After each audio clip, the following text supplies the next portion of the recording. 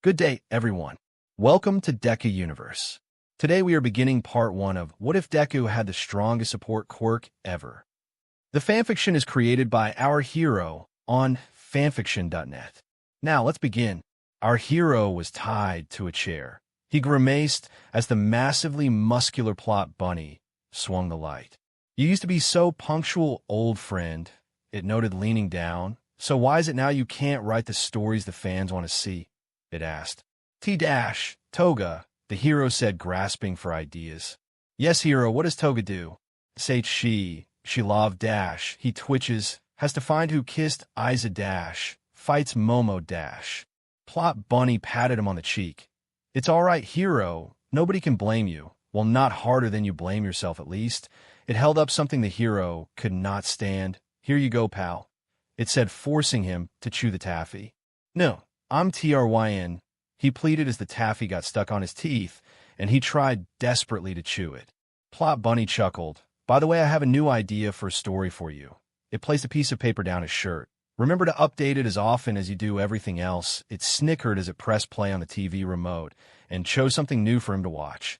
A man walked on the screen, and instantly our hero knew what he was, a preacher man trying to be hip with the youth. Hey, my friendos. Hero shook his head. No, he groaned. Bunny peas, he begged. Have you ever heard of a sweet brome called JC? The preacher man asked. He's a fun guy to have around. IS is rule and UNHUANTORURE. And the hero's screams filled the night. Feel the hype. The girls of 1A had sneakily gathered in the girls' bathroom to discuss a secret plot, but they all were running dry on ideas. Maybe if we put a muzzle on him, he'll get the message? Jiro suggested. It was one of her least violent ideas of dealing with their problem. No share, Yuga said, shaking his head. He's a pervert, and that could backfire if he's into it. I keep forgetting you're here, Jiro said as the lone boy in the girls' bathroom went back to doing his nails. Silently, she lamented they were better kept than her own. Mina rubbed her chin. She had her tongue out in concentration. Maybe we could dash. Aizawa won't let us physically hurt him, Ochako said. Well, not too much. And not if we ambush him, Mina. They all shivered as they imagined their homeroom teacher turning his quick, canceling gaze at them. Suddenly the door opened. The 1A girls, and Yuga for some reason, wondered if their problem had found them. Whoa. But their collective fears were erased as Itsuki Kendo stared at them. Pretty weird to hang out in the girls' bathroom, guys, she said. And, guy, huh? Yuga waved at her, and she dumbly waved back. She shook her head. Know what? Just dash. She stepped around the group. Don't mind me, and entered the last stall. Should I leave, madam? He asked as sparkly as ever. I mean, it is the girls' bathroom, she said, a bit uncomfortable that a guy might hear her doing her business. He can't, Toru cried. He has a big mouth, and if he leaves, my Netta might know we're trying to get rid of him. My Netta, Itsuka asked. Oh, the purr from your class. She vaguely remembered a time he tried to squeeze her melon. She sighed. Fine. And then she got out of the stall, washed her hands, and sat by the others. What do we got so far? I didn't hear you flush, Mina stated. I haven't gone yet. The faster you all leave, the faster I can. She left the sentence there. So far we only have one solid plan. Momo lamented. Toru. The invisible girl nodded, which Itsuka only knew caused the note she was holding bobbed. Right, this was suggested by To. What if we got a boy to discourage my Netta's perverseness? Reasons why we stopped was dash. Simple, the only effective deterrents we have are Bakugo, Todoroki, and Kirishima, Jiro stated. Kirishima's too easy to distract and ditch, Shoto's clueless and easy to trick, and Bakugo's more likely to kill us for even thinking of asking him. The others are either not threatening enough or pervs too, Jiro groaned. Itsuka nodded. She knew what 1A was going through. Well, sorta. Personally, she also thought they were kind of lucky not having a class perv that was female. Though she knew at least Setsuna only groped people consensually. What if we ask a boy? She asked. Her schoolmates looked at her. That could work, Momo smiled. Will it? Jiro said carefully. Like nothing personal, but I don't think your metal guy is going to be harder. To ditch, then, Kirishima. I wasn't thinking about asking Tetsu though. No, Itsuka had something worse in mind. Have 2 of you meet me in the library in 13 minuets. I'll bring the firepower, she said. And that's how Momo and Jiro sat waiting for Itsuka and a mystery guy she planned on bringing. Soon they saw the orange-haired girl dragging a skinny green-haired boy with her. Well, she really brought the muscle, didn't she? Jiro snarked, seeing the boy was much thinner than she was, and then for a brief second wondered if he was okay. Sorry we're late, Itsuka said, but we're here now. H-dash. Itsuka held her mouth over the boy's indoor voice, she stressed. He nodded quickly, and after she let go of his mouth, he bowed low. Sorry, senpais. I was trying to help Ibara-senpai braid her hair. He apologized sincerely and energetically. I may have gotten a little tangled up, he chuckled. Then his eyes went wide, and he face-palmed himself. Oh, I forgot to introduce myself. I'm Izuku Midoriya. I'm a first year. The 1A girls blinked. Jiro said, but Momo simply smiled, returned his bow, and said, Hello, Izuku. I'm Momo Yarozu, and this is Kyokujiro. She gestured to her friend, who simply raised her hand. And we're first years too, so we aren't your senpais. Izuku nodded, so quickly Jiro half wondered if his head would fall off. Okay, so we're in the same year, Momo-senpai. Right, I'll try to remember that so I don't bug you or Kyoko-senpai. Sorry if I forget those senpais. Momo's smile faltered slightly. As I said, Izuku, we're not your senpais, she reminded him politely. Oh, thanks for the reminder, Momo-senpai. Izuku bowed again. Sorry, Momo-senpai, Kyoko-senpai. He bowed again twice as he said their names. Does he call everyone senpai? Jiro asked. Itsuka shook her head. Just certain people. So, cause Momo looks older, he'll just keep calling her senpai? Jiro asked. Momo-senpai does look more mature than most people our age. Izuku nodded. Don't you think Kyoko-senpai? Were she alone, Jiro would have nodded. Because Momo looked like she was 18.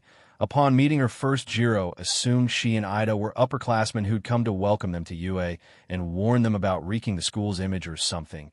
But since there were other people, she just asked, then why call me senpai? She assumed he'd say something like, cause you're with Momo-senpai. Cause you have this look in your eyes, Kyoko-senpai. It's... Izuku stuck out his tongue in concentration. It's not mature, he said. He shut his eyes and began tapping his head with both hands in an upbeat rhythm. What's the word? He asked himself. His eyes shot open and seemed to light up. Oh, analytical, he nodded.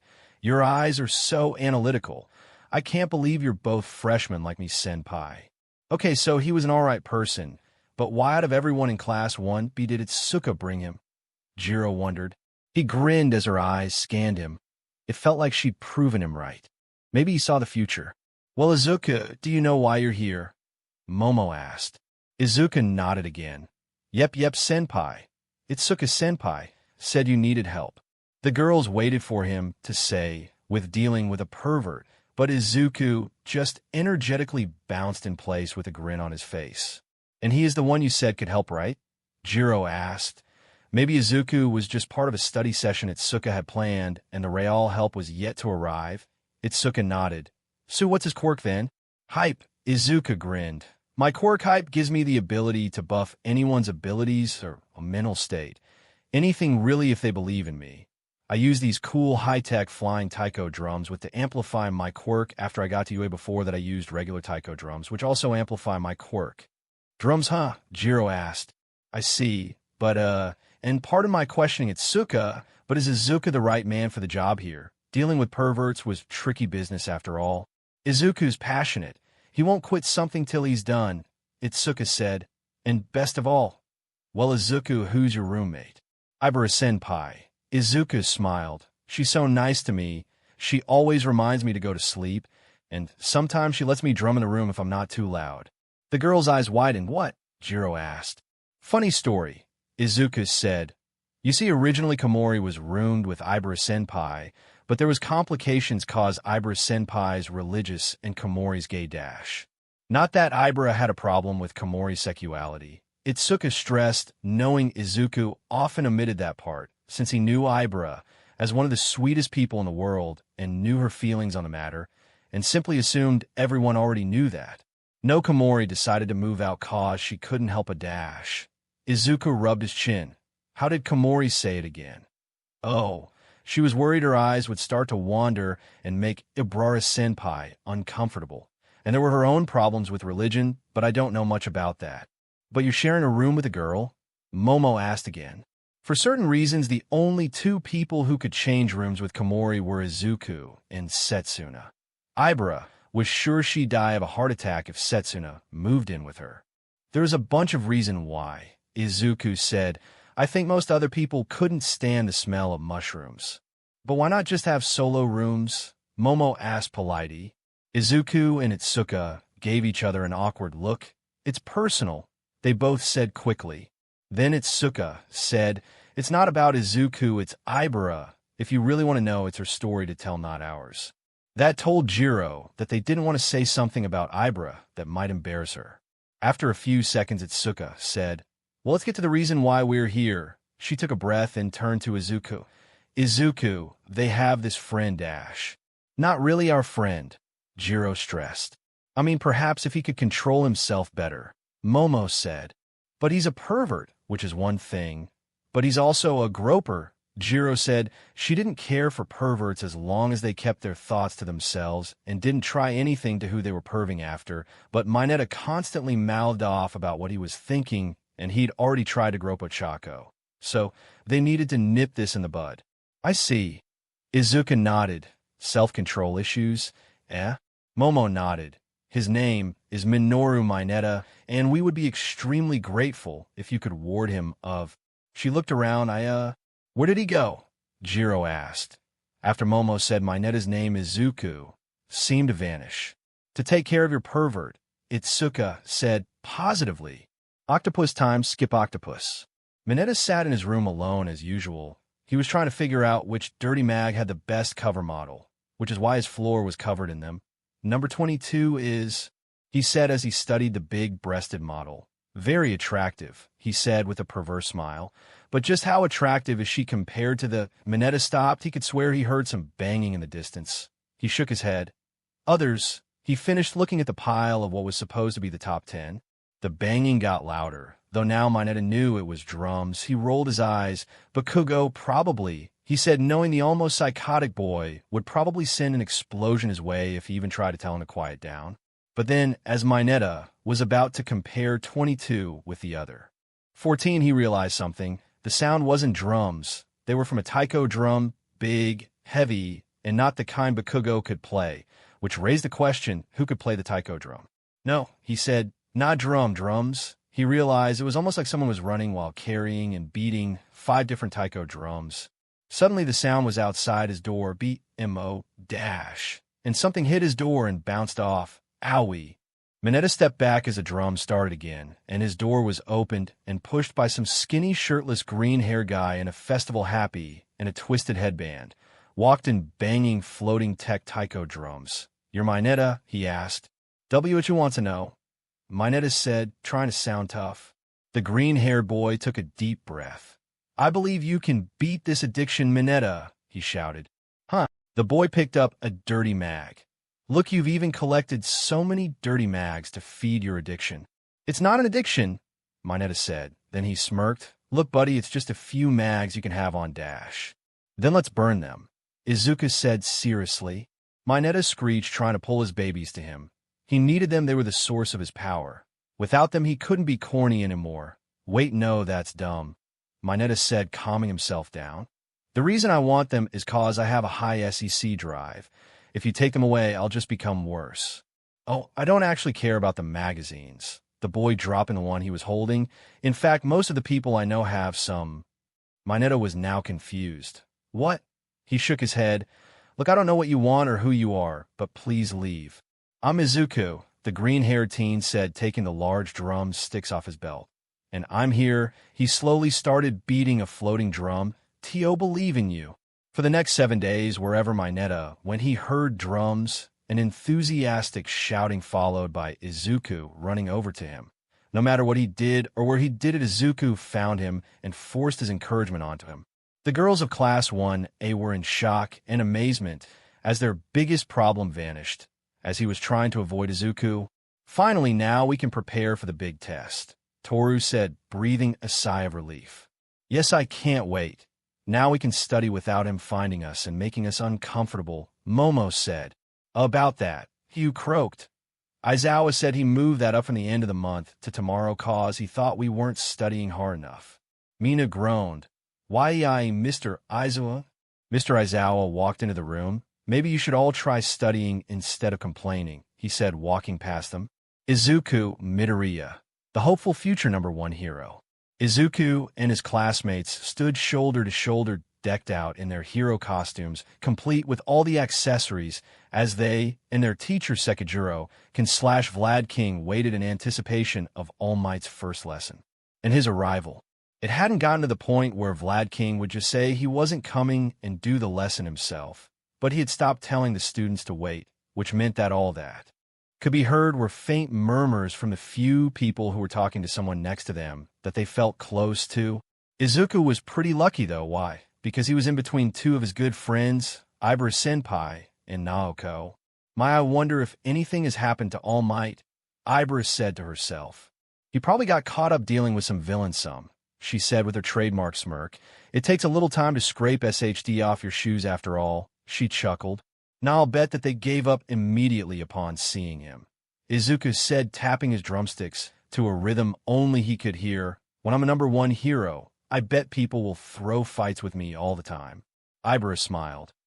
I doubt they will want to feel the wrath of a hype man, Izuku said. Ibara nodded.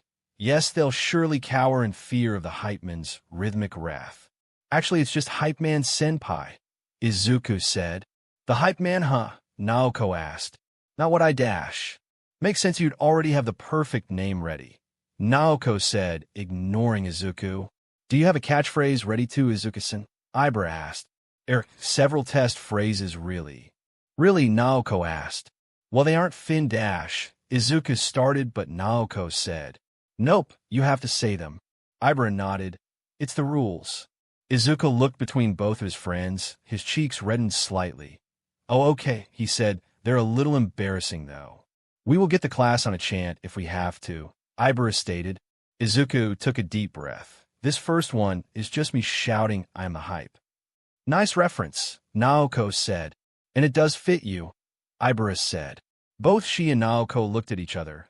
Then Naoko said, 6 out of 10. Izuku looked at Ibara, who nodded in agreement with Naoko's score. Thus, with a sigh, he continued with, Next was this hype, train don't stop. Naoko shook her head. So. It's not very lively, Ibara said. 4 out of 10. Fair enough. The last is, I am here to believe in you. Perfect, Naoko said, snapping her fingers. Go with that one. I agree it suits you perfectly, Ibara said. What about you two? Izuku asked. All right, class, Vlad King said. Looks like All Might ain't gonna make it. He waited for the class to groan before he said, Yes, I'm not pleased either, but you're all heroes in training, so we've more important things to do. Now let's mix you all up. Kan-sensei had the students all split up and chose people who weren't used to working with each other. Izuku was teamed with Yui Kodai, Naoko was teamed with Nairenjiki Shota, and Ibara was partnered with Setsuna Tokage. All right, now, Kan-sensei said, tossing numbered flags to certain teams and whispering something to others. Here, he said, tossing a flag to Izuku and Yui. I got it, Izuku said, trying to grab it. He fumbled with it, nearly dropping it, but Yui grabbed the pole of the flag. Here, she said, handing it to him. Thanks, Kodai-senpai. Izuku said. He looked at the flag. What's with this number? Izuku asked, seeing the number 7 on their flag. He looked at Kodai, but she just shrugged. Now you all have a flag and a number, Kan-sensei said. The goal of this exercise is simple. Those with flags must guard their flags. Those without have a number displayed on the flag itself, showing which they must chase and capture, he stated. Hiding the flag is not allowed. It must be displayed prominently. Izuku tucked the flag into his headband. If your flag is taken, then you and the team that took it SWCH rolls, Vlad King said. You will all be scored based on your performance during this exercise. He waited a moment and then shouted, Flag team, 15 seconds head start. Izuku ran into the fake city, believing there would be more places to hide. Yui passed him and took his hand, pulling him into a nearby building. Phew, Izuku called. Good call, Kodai-senpai. They'll never look for us in here. The ones not chasing us won't, she said, pocketing some stones she found. How do you figure that? Izuku asked. We're in the first building on the left, exactly where I said we'd be, Kodai stated. Oh, that makes sense, Izuku said. Wait, what? Kodai turned to him. If everyone is looking for a flag, they have memorized the one they need, and who is carrying it. Something that was made much easier with us all wearing our costumes for this, she stated, pulling him upstairs. But other teams could cause us problems if we fight in the open. Thus I isolated us and our enemies into a 2-on-2. She stopped, noticing a pipe on the wall, and started trying to kick it off. Sturdy, she noted. Here, Izuku said, readying his drumsticks. Put your trust in me, senpai.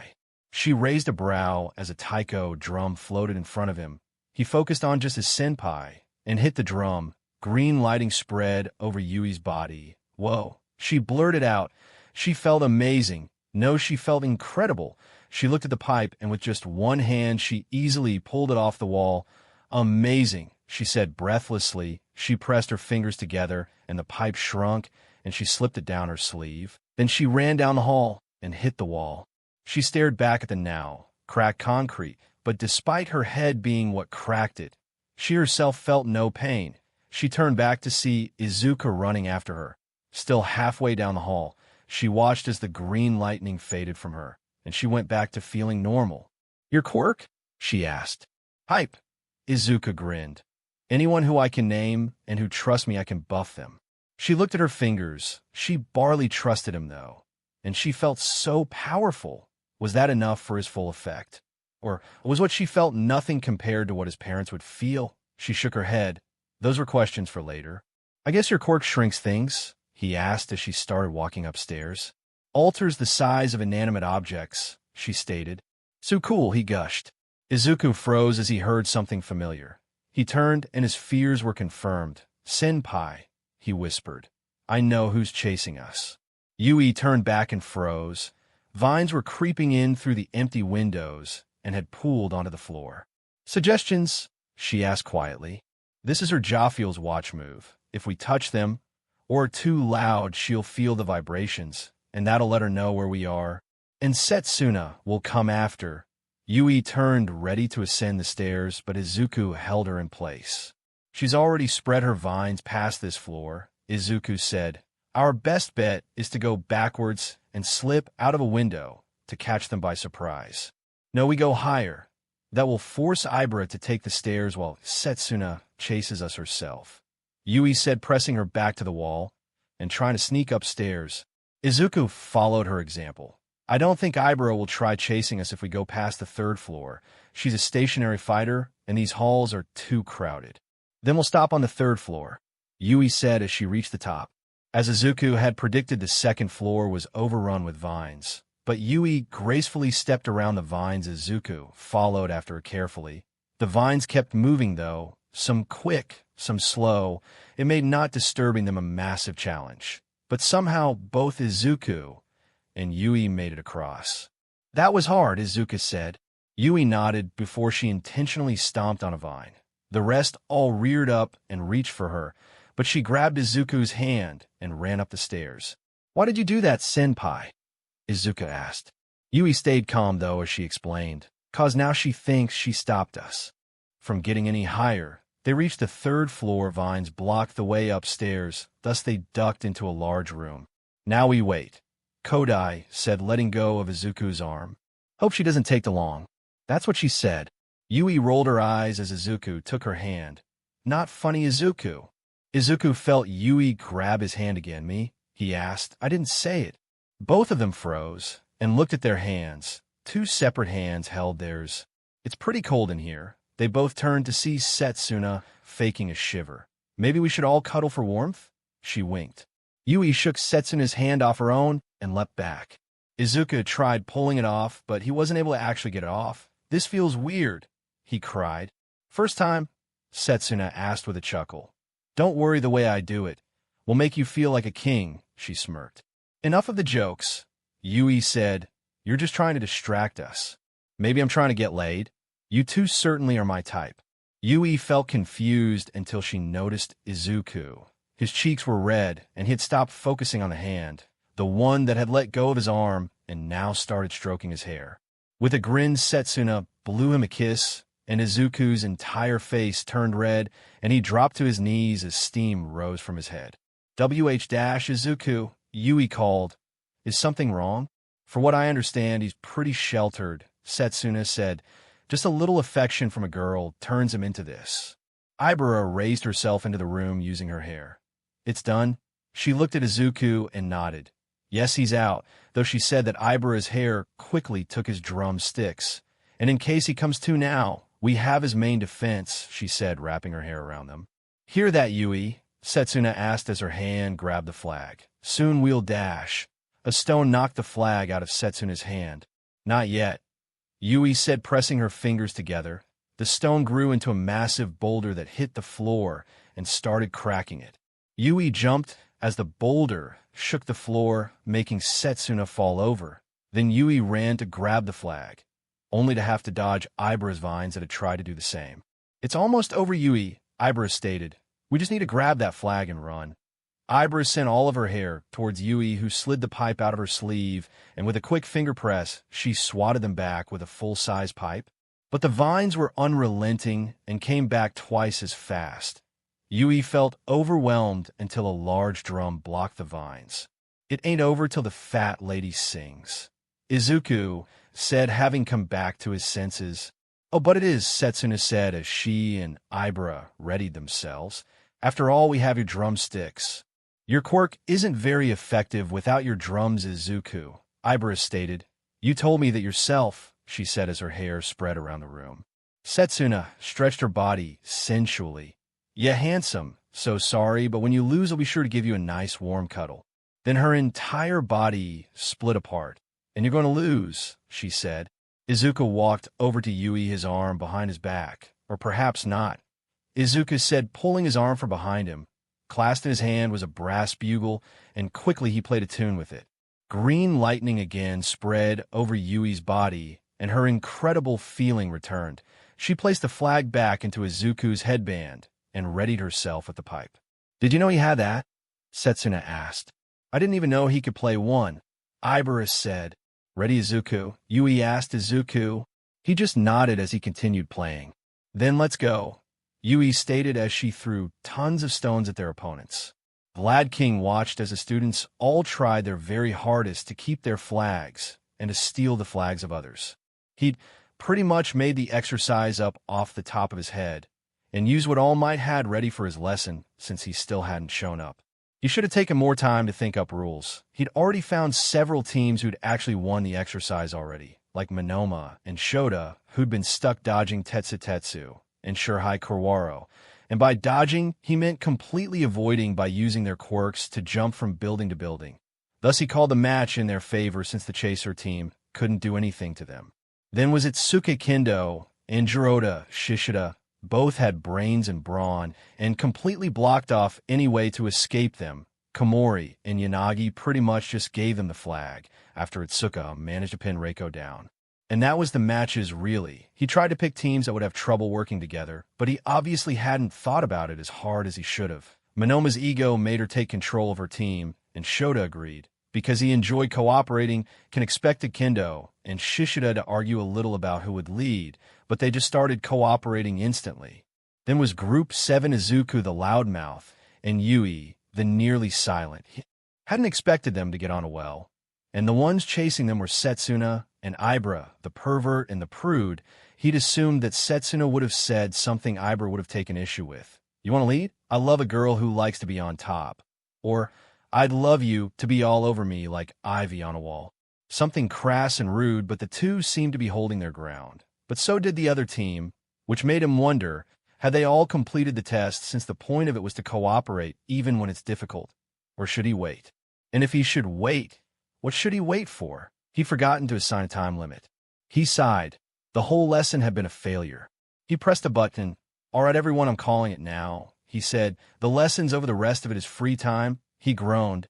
The students seemed to share his sentiments. But he was proud to know that nobody had abandoned their teammate, which was the only way to fail. He'd grade them later. Right now, he had an MIA teacher to find. Class 1B had split, Some had taken the lesson as a failure since they noted some flaws in their costumes. They headed over to research course. Others still wanted to get a workout and headed to UA's gym. And the last few just wanted to relax and took the time to go back to their dorms. Izuku was none of these. He was too energetic to relax. His costume was fine, and he worked out earlier. No, he wanted to explore UA, so that's what he was doing, which had him wandering around the building. He was admiring a crack in the wall, as it was clearly a fist print. Who had done it? He wondered to himself. Were they still at UA, or had they gone on to craft their heroic legend? And most importantly of all, why hasn't it been fixed yet? Then his brain thought of an answer, and his jaw dropped in shock. No, he thought, this mark, it must be All Might's. He declared mentally, that's why nobody fixed it. UA itself took a shot from the symbol of peace and is still standing. And then he wondered, if this is All Might's fist mark, maybe that's where he was. After all, if he had a fist imprint in a wall in the most prestigious hero school, he'd get all nostalgic after seeing it all these years later. Thus, Izuku felt the call to place his fist inside the fist imprint as a way of passing the torch. That when he left UA to become a real hero and get closer to his goal of being the #1 hero, he'd have a fist imprint right next to All Might's own. He'd even sign it so that everyone knew it was his, and then someday a young teen standing exactly where Izuku now stood would see the fist prints and place their own fist in Izuku's, and then the torch would again be passed. And that's what Izuku did. He walked to the wall and placed his fist inside the imprint. He could feel the destiny being passed down to him. Whoa, he said he felt great. Maybe he should go and join the others at the gym. He had to get stronger after all. Thus he turned around the corner and was knocked over. Ow, he groaned, lifting his head up. Across from him was a tired-looking girl with purple hair. Hi, he smiled, looking up to her. I'm Izuku, he said, stretching his hand to her. She just stared at him. Yeah, hi. Izuku stood up and started dusting himself off. Sorry for walking into you, I get kind of distracted. He chuckled. Her eyes seemed to light up for a second, and she looked around. And you're from class? 1B. Izuku answered cheerfully. Then his eyes went wide, and his mind was blank. And Izuku, what is your quirk? She smirked. Hype anyone that trusts me, and whose name I know, I can buff them. How useful. She noted. Any weaknesses? If I don't know someone's name, I can't buff them. Using music seems to help my quirk. I use floating taiko drums for the best result. Without any instruments, I can whistle or sing, but it's not very effective. I can't sleep. I have to focus on who I want to buff, and what I want to buff about them. I'm not very strong myself, so I have to rely on others to keep me safe in a fight. Izuku droned emotionlessly. The girl looked confused. You can't sleep? How? Is that a weakness? I've never slept a day in my life, and I wonder if that's the reason I'm so weak. Then Izuku's eyes widened. Oh, that's weird, he said, scratching his head. I don't know why I told you that. He put his hands together. Please don't tell anyone, senpai. I'll owe you big time, he pleaded. She frowned. Like you could even give me what I want. I mean, I can't if you don't tell me what that is, Izuku said. I haven't told you because it's impossible, she stated. So you say, but I don't know yet, senpai. Fine, she said with an eye roll. I want to be in the hero classes, but I have an evil quirk. Okay, what's your quirk? He asked. Is this guy dense? She sighed. I brainwash people. Then she covered her mouth. Why did I tell him that? How's that evil? Izuku asked. She turned around expecting his response. Yeah, I make a great dash. She turned back. What? Do you have to rip out people's hearts? Izuku asked. EW, no. Do you vomit out this black tar-like stuff into people's mouths? No, she said, looking a bit sickly. Is it fueled by orphans' dreams? No, she said exasperatedly. I ask a question, and if someone answers it, they're forced to do what I say. But that's not really evil. It isn't. Izuku shook his head. Course not. When you think about it, super strength is way more evil than that. She shook her head. What, how? 'Cause you could crush someone with it. Or take their stuff. But I take over people's minds, she said. Name one time that could be good. What if someone was on a roof, and they're going to jump? I need them to believe in me, and I need their name so I could buff their positivity, or need to not want to die, Izuku stated, but you could just ask their name, and when they answer, have them walk down on their own. How'd you? Izuku grinned. But you want me to help you get into the hero classes in exchange for our secret, right? The purple-haired girl nodded dumbly. This guy was way too much for her to deal with. He was way too loud. Yeah, that was it. not the fact that he'd idly defended her dream to be a hero without realizing. Well, the first thing is, think fast, he shouted and punched her. At least from her perspective, that's what he did, but she flinched and shut her eyes, yet she just felt something soft hit her cheek. She opened an eye and watched as he hit her other cheek, and again she just felt a soft thing which now she knew were his fists. "Was that you trying to hurt me?" she asked. "That's as hard as my fist, or my mom calls them my little marshmallows." Izuku smiled. He really is weak, she thought. "Anyway, senpai, that was a test of your reaction speed," Izuku said, "and you passed in reverse." "Passed in reverse? What?" she asked. "I'm saying that someone might have considered your reaction a failure, but since I only believe you've truly failed once you stopped trying, you passed in reverse." Izuku gave her a double thumbs up. "I hate trying," she groaned. "Then you won't get into the hero class," he sang. "What are we even supposed to do?" she asked. "We'll go to the gym," Izuku grinned. "Yeah, I'm not paying for any sort of membership, but the school has a gym that everyone has full access to." "What? You didn't know? But it was in a pamphlet, and they mentioned it at orientation." "I must have missed that," she said, not wanting to say she'd been so down since she'd actually made it to UA only to find out she was in the general studies course. "Well, let's start there," Izuku smiled. "And after that I'll ask In-sensei how students can SWCH to the hero course." And Izuku, so lost in his own excitement, grabbed the hand of the girl whose name he didn't know and dragged her to the gym, unaware of the two people who'd watched the entire interaction, one of whom was Shota. Aizawa, who'd seen the green-haired teen staring at a wall enthusiastically and on reflex stayed as still as he could to not attract attention. The other, Naoko Momona, had been following him since he left class, and judging by the look on her face and how quickly she turned and ran down the halls looking for a different gym route, she wasn't pleased about the encounter. Naoko liked Izuku. It wasn't a secret to anyone, and the only one oblivious enough was Izuku himself. That meant that usually Naoko spent her days following Izuku without him knowing and writing down what he did. It was totally normal and not creepy at all. And as usual, Izuku had decided to help a stranger he didn't even know the name of. And it was a girl, Naoko. Her teacher, even most of her class knew why she had such a crush on her male green-haired classmate. And that reason was why she had to meet them there. After all, he was so heroic and charming when they met. He'd probably unintentionally have this girl seduced in no time. That was 6 years ago today, and after she found he had as many friends as she did, she decided that she was his best friend, and over time love bloomed. Though she quickly learned oblivious people weren't affected by Cupid's arrow, as Izuku was unaware of her obvious hints at the two doing couple things together. As he often continued helping people, some of which were girls, most of them, girls and boys, still sent him Valentine's Day cards. He just assumed that it was normal to have send someone who helped you Valentine's Day cards. Naoko thought she'd finally gotten away from playing second fiddle to Izuku's fan base. In UA, where they were classmates, she finally had a chance to touch his heart and make him realize how much she meant to him. But this purple-haired girl got him to help her. Naoko was biting her nails as she ran through UA's campus.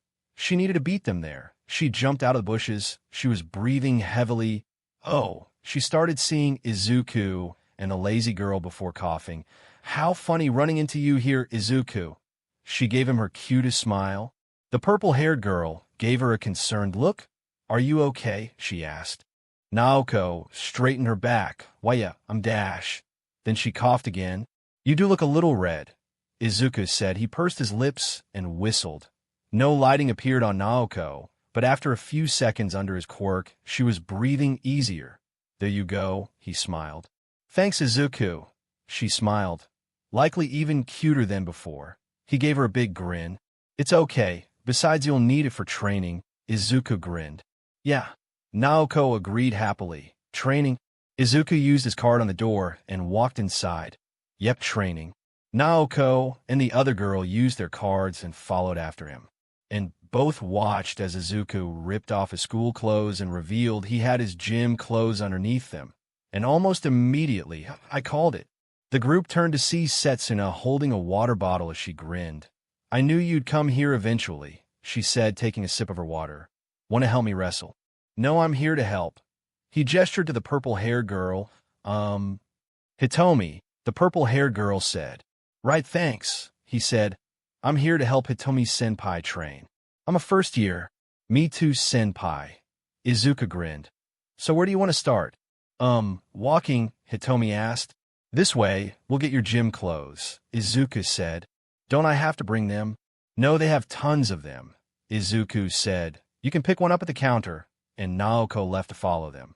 After the two girls had changed, Izuku dragged them both to the treadmills and ushered the two onto two used ones that were next to each other. And both girls were jogging as Izuku cheered them on. And slowly Naoko reached over to Hitomi's machine, turned the speed and distance down. Why did you do that? Hitomi asked. 'Cause he always sets it at the hardest and longest setting, Naoko said. Hitomi gave Naoko a skeptical look until Naoko's treadmill tilted upwards and she genuinely struggled not to fall off. Meanwhile, Hitomi stayed perfectly aligned. Hitomi watched as Naoko's treadmill rapidly changed speeds, heights, and started bucking like it was a bull, while Hitomi's just continued normally. After a minute, Naoko was launched off, and Izuku leapt to catch her. I got you, he called, and actually managed to catch her in midair, and he was caught in a giant hand. Izuku, haven't I told you to stop with that setting? Itsuka chided as she set him down. It's for third years and teachers only. Thanks, Itsuka-senpai. Izuku grinned, seeing her. Thanks, Itsuka, Naoko said, a little dazed. You two are lucky I saw you and knew to stay close, she groaned. Then she noticed Hitomi. Hey, sorry about Izuka, he tended to be a little too enthusiastic. It's fine, I guess, Hitomi said, but silently remembered to thank Naoko for adjusting her treadmill. Unfortunately, she forgot Izuku's enthusiasm led to him making stupid choices, like explaining to Itsuka what he was doing, which taught Hitomi a very valuable lesson. Izuku might be the most enthusiastic person in 1B, but he wasn't the only enthusiastic person in 1B. And quickly Itsuka had Hitomi in boxing gloves against Izuku, who was armed with twin foam eskrima sticks that he twirled around. Okay, Itsuka said. Hitomi, all you have to do is hit Izuku, she said, kindly patting her on the back. Then she looked Izuku, and no trying to help her, Izuku. Izuku just blushed and turned away, so she couldn't see his face. What? Help her?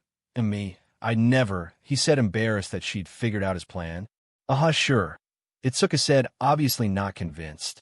Izuku turned back to face her with his sticks at the ready, and Hitomi gulped. Sure, he'd hit her before, but that was his hand. These were twin sticks he had obviously had some practice with, while she had no training in boxing, or in any type of combat, really. She had the strength advantage, but he had experience. This wouldn't be easy. Ready? Itsuka asked, standing between them. Izuku nodded while Hitomi groaned but raised her fists. Then begin. And Izuku was just as annoying in combat as Hitomi had believed he would be. As he skipped over to her and bopped her on the head with one of his foam sticks, the strike didn't even faze her, but well, she couldn't even move as Izuku somehow bopped her, dodged, even though she hadn't thrown a single punch, and asked if she needed a break.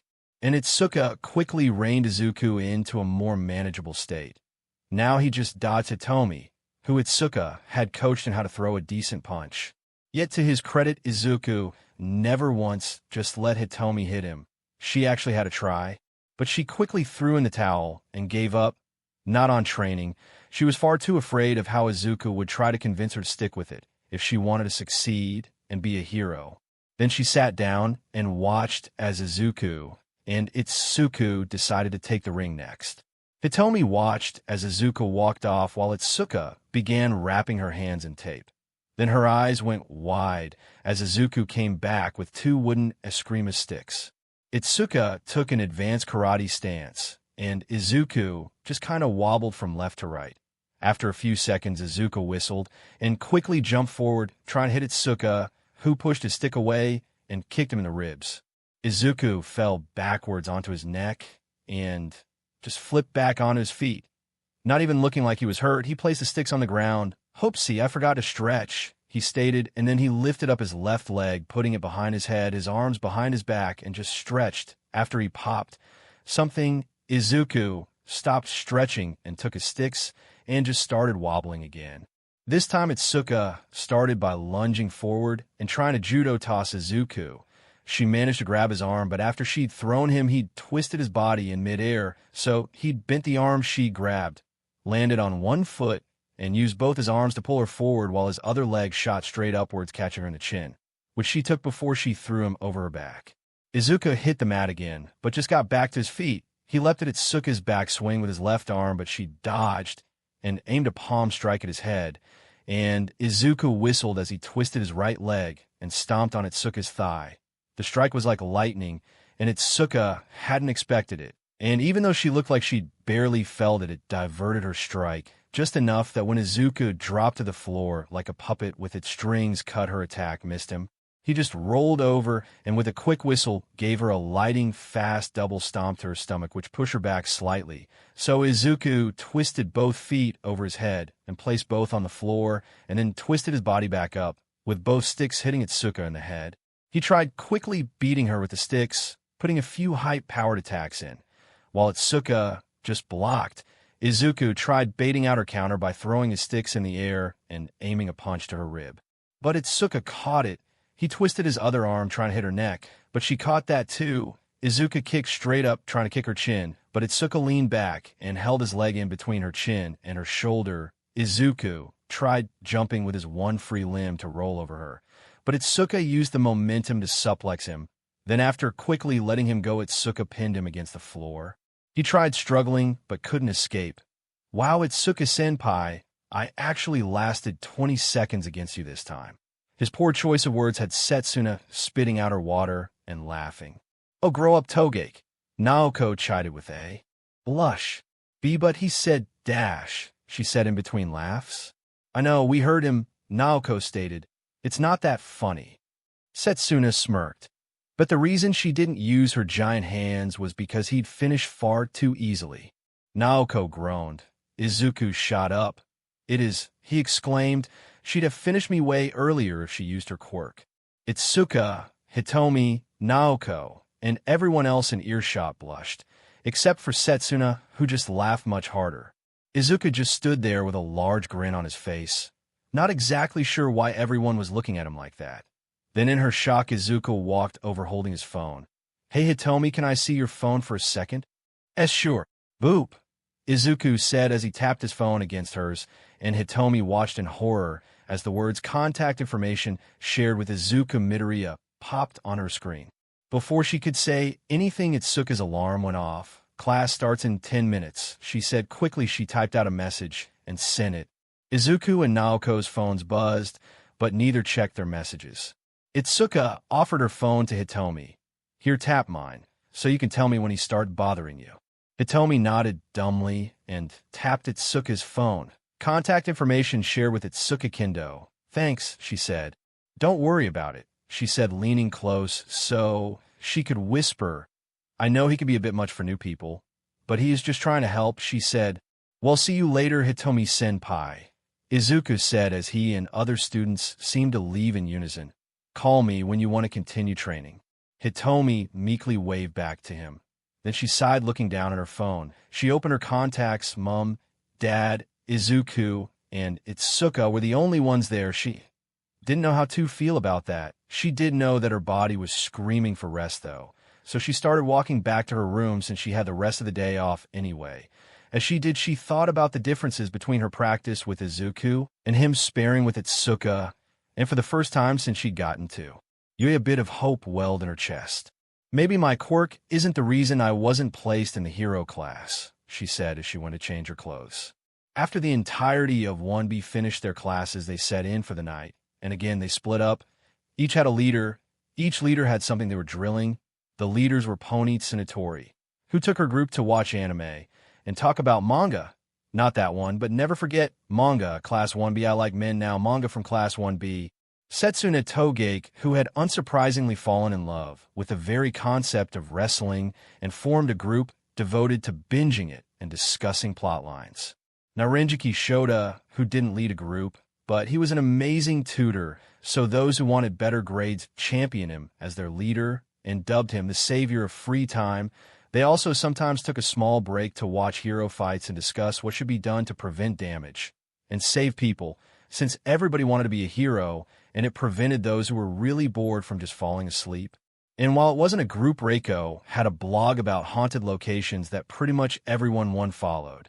And finally was Komori's group, which Izuku was part of. They sat down in Izuku/Ibara's room. The group was small. It had Komori the leader, Izuku the vice co-captain, Jirota Shishida club treasurer, because he really treasured the time he spent with his friends, Reiko the somewhat interested partaker, and two new members. The first was Shurahei Korwaro, who'd been trying to join for a while, because he had a crush on Komori, not realizing she was gay, and Yui, who'd been dragged by Izuku, while Izuku and Itsuka, who insisted she needed to make more friends, and the most unofficial member, Ibara, who was always there but never participated. They used Izuku's large taiko drum as a table. Komori grinned as she stared at the two new members. "Welcome, everyone. I'm glad to announce we have new members in our little guild," she giggled darkly. "Hey, guys," Shurahei said coolly, trying to mask his nervousness. "Hi," Yui said disinterestedly. "You all know us as Komori," she said, introducing herself. "Izuku," the vice co-captain said with a cheer. "Jirota," the large hairy teen said with a grin. "And I am Ryo," the ghoulish gal like, well, a ghost might be assumed to do. "But tonight we are Dash." The group except the new players and Komori held up pieces of paper. "I'm Vivatia, the female harpy double spear wielding lawful evil paladin. I go by Nor, lawful good goblin rouge," Jirota stated. "And I'm Flan, the true neutral necromancer," Reiko said without her ghoulish, "and I'm Dash." Jirota lifted Komori up as she exclaimed, "Your dungeon emissar." She giggled before being set down. "So did you two finish your character sheets?" "Yeah, it was easy with your help, Komori," Shurahei said. "I'm Alo, the druid," he said. Yui held up hers. "I'm Itsuke Kendo. I'm a lawful good monk, and I always but into my friends' conflicts and get them to play wyverns and towers because they talked to someone else once." Everyone felt nervous, but Izuku laughed. "Ha! Good one, Kodai-san. You should show that to Itsuka. I bet she'd love it." "Thanks, Izuku. I thought it would remove any tension about me being here," she said as monotone as always. But nobody else laughed, so maybe they don't get it. "It's fine," Izuku said. "They just haven't got your sense of humor yet." "By the way, is Ibara playing?" Yui asked. "And when is Naoko getting here?" "No, Ibara is still not convinced W&T doesn't lead to satanic powers," Jirota said. They turned to Ibara, who wore a cross and sat next to a Bible. "What?" she asked, closing her gardening magazine. "Just cause nobody's been possessed yet doesn't mean they won't be." "That reminds me," Izuku said, looking down at his school uniform. "Hiya," he cried, ripping his clothes off, revealing a shrine maiden outfit underneath. "I'm ready to stop the possession, senpai," he smiled. "Glad someone else is cautious," Ibara said, going back to her magazine. "And Naoko is not in our group," Reiko said. "She used to be, but she didn't like the game and left. She gave us her character sheets," Izuku said as he held 3 character sheets to his chest. "Avin the Wizard, OG the Birdie Bard, and Malik the Mysterious. You'll all be missed." "Hear, hear," Jirota agreed, while Komori nodded solemnly.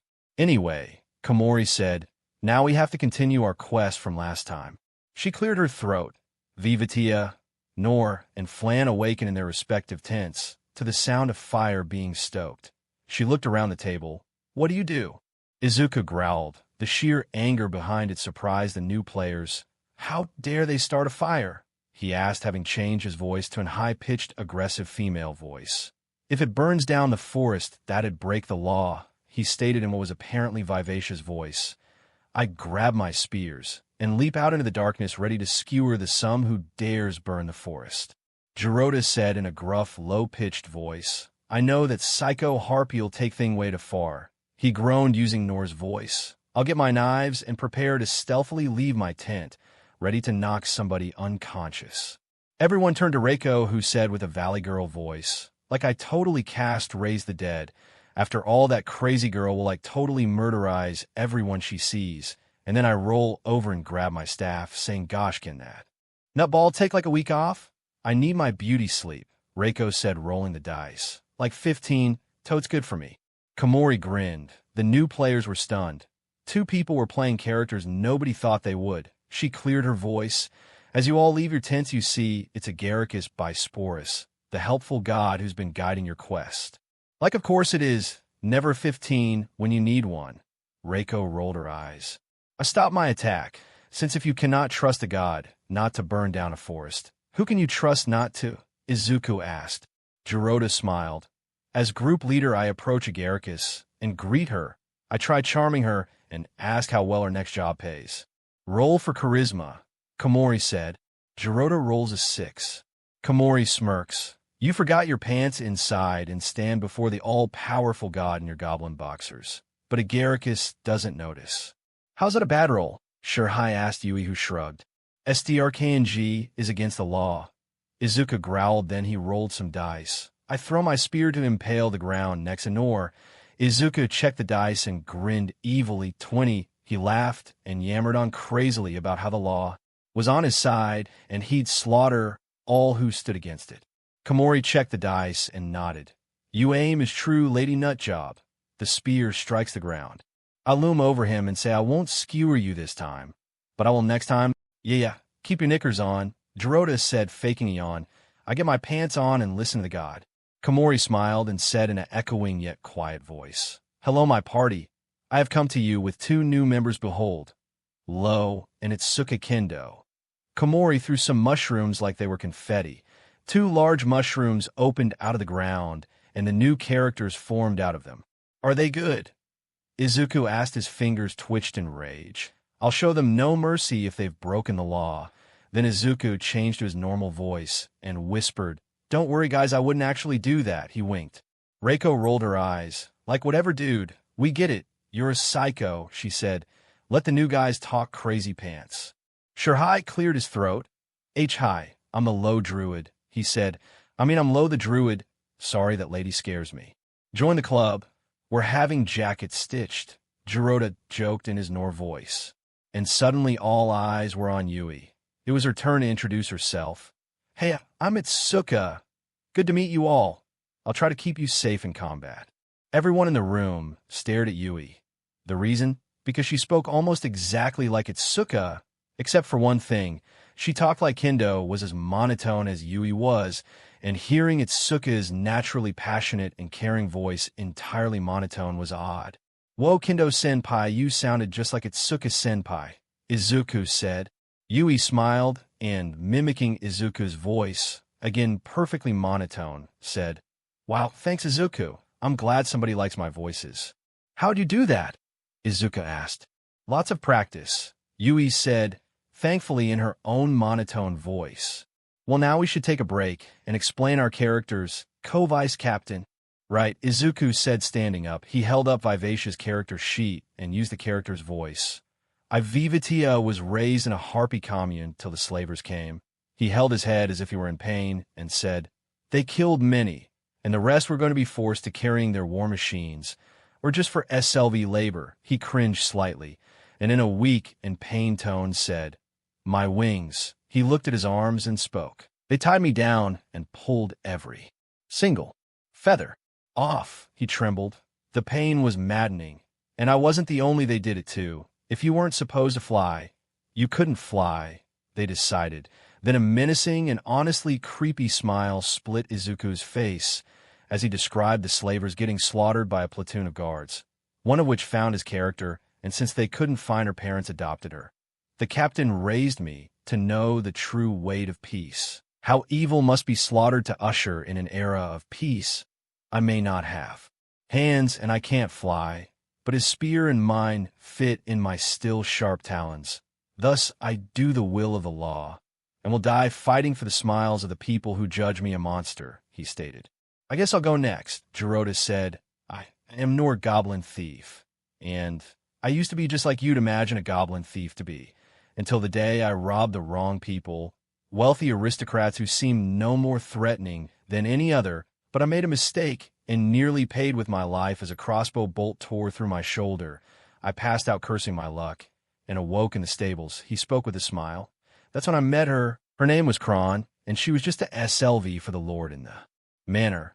Yet she'd taken pity on me and hid me from the aristocrats, and hidden me while she nursed me back to good health. He smiled, turned sour as he told of the atrocities committed against the SLV woman, how she used to be a maid, but after the Lord harassed her, she'd been forcibly indebted to them by the courts, how she'd had 2 of the Lord's illegitimate children, and the lady of the manor loved to torment her. So, I knew things had to change, and I forced them to. He frowned slightly. Only problem was I'd fallen for the poor maiden, and I hated her thinking poorly of me, and I knew if I killed the Lord and lady, she'd never speak to me again. Thus I snuck into the house, and using my stealth and trickery, I convinced them that the goblin they'd killed was now a ghost and was after revenge against them. That as long as they lived, I'd haunt their perfect manor long after they died and chase them out. Kron got a new home and out of her old job, and I left because she needed a fortune to convince the courts that she was an heiress. She spent the old owner's money, and I left to procure more funds for her, so she can feed everyone in the manor, pay for staff, and keep the old lord and lady off her property. Reiko grinned. Like, guess it's my turn. She flipped her hair, so when I was 6 I had a bunny rabbit. I called her Lady Fluffy Pants cause she had white fur on most of her body, but black on her legs and waist like she was wearing fluffy pants. She even looked like she had little furry white socks. Reiko gushed about her imaginary bunny. Then she was mauled by a wercat, so I turned to necromancy to raise her from the dead. Reiko thought for a second. Oh yeah, and I beat that wercat too. Death with a frying pan. Then she looked sad, but she was a mama wercat, and I had to watch as this cute little kitty walked out of the bushes, and well, I decided to adopt it. And since I was already going to raise my bunny bestie, I mighty as well raise the mommy wercat too. Then Reiko pouted, but if she mauls my bestie again, I'll beat her to death with her own arms next time. After the 3 had finished speaking, Shurhai looked confused. Wait, you guys have backstories. Were we supposed to have those? Yui asked. Komori frowned. Then she leaned back in her chair. Then she sighed. Yes, you were. Jirota leaned forward to see the new members' sheets. They don't have stats or items either. Komori looked around at the table members, but my dungeon, she pouted. Did we ruin the session? Shurhai asked nervously. Technically we did, Jirota stated. This was supposed to be session 0, but we finished our last campaign, so he sheepishly admitted. What session is this then? 2, Izuku said. But what if the new players take over our characters with us helping them? He suggested. Komori's eyes lit up. Jirota said. Interesting suggestion, co-vice captain. Yes, Komori shouted. Izuku's a tank/healer Yui'll team with him, and Shurhai wanted a druid, so he'll partner up with Reiko. Sure, Izuku grinned. Fine with me, Reiko said. That leaves me the leader unaffected, Jirota said with a nod. Also, it gives me a new idea for a dungeon. Komori giggled. Then Komori rolled back before the new characters were introduced and stated that Vivatia and Flan's bodies were taken over by new characters' souls, since the new souls were trapped inside a dungeon with a powerful monster and had fled to find the nearest bodies to help. Problem was the druid didn't realize they'd have to have contact with their original bodies before daybreak, or else they'd be stuck like this forever. Fortunately, the dungeon was really close. So after some excellent roleplay about how Tsuka found it hard to move in Vivacia's body and how weirded out Lo was about being in a girl's body, Nor offered to help the 2 understand his comrades' bodies as they scoured the dungeon, which Komori explained would have been a cakewalk if Vivatia and Flan had their souls. But the 2 new characters had no idea how to use them. Above board, Izuku, Jirota, and Reiko advised Yui and Shurhai on what they could do, but left decisions up to them. And they enjoyed the game. Shurhai seemed to enjoy the role-playing while Yui seemed to adore the combat. Eventually, they found their original caged bodies. Flan screamed out that to run, and soon they understood why. The monster was a bone dragon, and the boss was a necromancer. Vivatia ordered them to kill both, and she'd ignore the body thievery that they committed. After an amazing boss encounter where the necromancer hid inside the bone dragon's maw, and the party had to smash it, so they could attack the necromancer when he fell out. Eventually, the party destroyed the dragon's corpse, but the necromancer escaped by causing a cave-in. The party was reunited. They escaped and switched their bodies back at the cave, where they introduced themselves, and the session ended. The rest of the time was spent with the W and T group, helping the new players understand the game, their characters, their skills, and helping suggest backstories. And then the group left, and Izuku and Ibara started getting ready for bed, and sleep came easily enough for the 1B class. Well, except Izuku. He was in bed and had his eyes closed, but he just waited for Ibara to fall asleep, and after she did, he opened his eyes and laid there. Nights were boring when you couldn't sleep. He wondered again what dreams were like. They'd been explained to him, but they just sounded weird. He wondered what he'd dream about if he could. That's what he thought about. A few hours must have passed before he heard a gasp and a groan. He turned and frowned. "It's happening again," he said. Ibara's hair had spread along the floor. "Let him go," she pleaded sleepily. Izuku pushed the covers off of him and crouched. "I don't have anything, so hype won't work as effectively," he thought. "Stop it," Ibara sleepily demanded. "Don't take him." Her hair pushed against the bed, lifting her up. "Leave her alone," her hair raised. "Gotta time this right," he thought. "Leave them alone," Ibara screamed. Her hair lashed out, trying to smash her nightmares. Izuku whistled and leapt onto the wall, but she turned and raised her hand at him. "I'll stop you," she said. Izuku hype jumped to the opposite wall, dodging the thorny hair that sliced through his jammies. Moore tried snaring him when he landed, but he leapt to the wall behind Ibara and stood right on her hair. He bit his lip to stop the cry of pain out of fear of waking her up, even as her hair wrapped around his foot. Anger turned to sobs, and the thorns retreated into Ibara's hair as she just broke down. "I'm sorry," she cried. Her hair retracted, and Izuku hit the floor. He looked up. Ibara had curled herself into a ball and sobbed. "I'm sorry." Izuku let out a breath of relief and stood up. He walked over to her and hugged her. "It's okay, big sis," he whispered. "You didn't know what they were going to do." "I should have stopped them," she cried, wrapping him into a hug. "I let them kill you." She sounded so weak, so guilty when she said that. "No, you would have stopped them. It's not your fault." She just continued crying, and soon enough she went limp, and Izuku knew the nightmare was over. He laid her back in bed and left the room quickly and quietly. The room was soundproof, so nobody had woken up despite Ibara's dream rampage. Izuku stared down at his foot and hummed a tune. The best he could do with so little was stop the bleeding. The pain hadn't gone. He let out a breath. "Izuku," Ibara asked. He panicked and opened the door. A now awake Ibara was over his bed, staring down at the fact he was gone. "Hey, Ibara-senpai," he smiled. Her head turned to him, and her hair wrapped around him, pulling him over to her. Did you go?" she sobbed as she held him. "W woke up, and why you were gone. Jay just needed to stretch my legs." Izuku lied. He hated lying, but he knew how bad she'd feel if she knew. She frowned. "And no, never mind," she shook her head. "That's inappropriate of me to ask." "I don't mind," he said. "Why you won't think less of me?" she asked. "Or think I'm being crass?" "Why would I?" he asked. "And may I sleep in your bed?" she asked. She sounded ashamed of herself. Izuku just smiled, sure. Ibara set Izuku down, and he climbed into his bed. She stared down at him, wondering if this really was a good idea, but he smiled. "It's fine." She nodded and laid next to him. Then she wrapped him into a hug. His heartbeat gently lulled her to rest. Izuku just laid there. There wasn't much else he could do. He couldn't sleep anyway. Then he realized something. Ibara was holding onto him in her sleep. She was hugging him for dear life as she slept. Steam blew out of his ears as his face went red.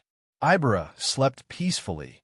Izuku dazed through the night as a girl held him close.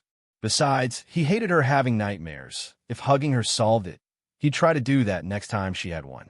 Ibara woke up bright and early, and when her eyes opened, she saw that in her sleep she'd wrapped her arms around Izuku. Her face went beet red, and slowly she removed her arms from around him. Then she slipped out of bed. "His bed!" She screeched internally and moved over to the bathroom and quietly entered. Ibara walked over to the mirror and stared at herself. She'd become a temptress, luring a boy in her bed. She felt so ashamed of herself. "I even coiled around him like a serpent in my sleep," she thought, turning on the tap. She splashed her face with water. "I betrayed Naoko's trust in me. She told me about her feelings with Izuku.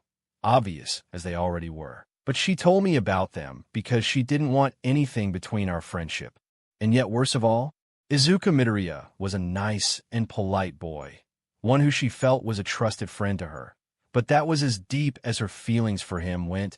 She wasn't interested in making him her boyfriend or husband, and therefore she'd tempted a boy she had no intention of staying with. As she looked up at herself again, she realized something.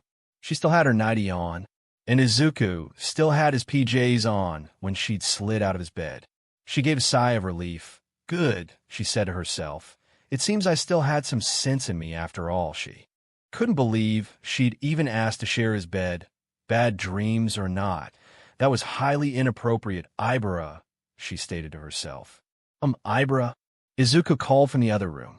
Are you okay? He asked. Fine, Izuku, she said. Why wouldn't I be? I don't know, but your hair is kinda everywhere, Izuku said. My hair? Ibra asked. She checked her reflection again. And true to Izuku's word, her hair truly was everywhere. The walls, the floor, the shower railing, the sink, and crawling into the other room.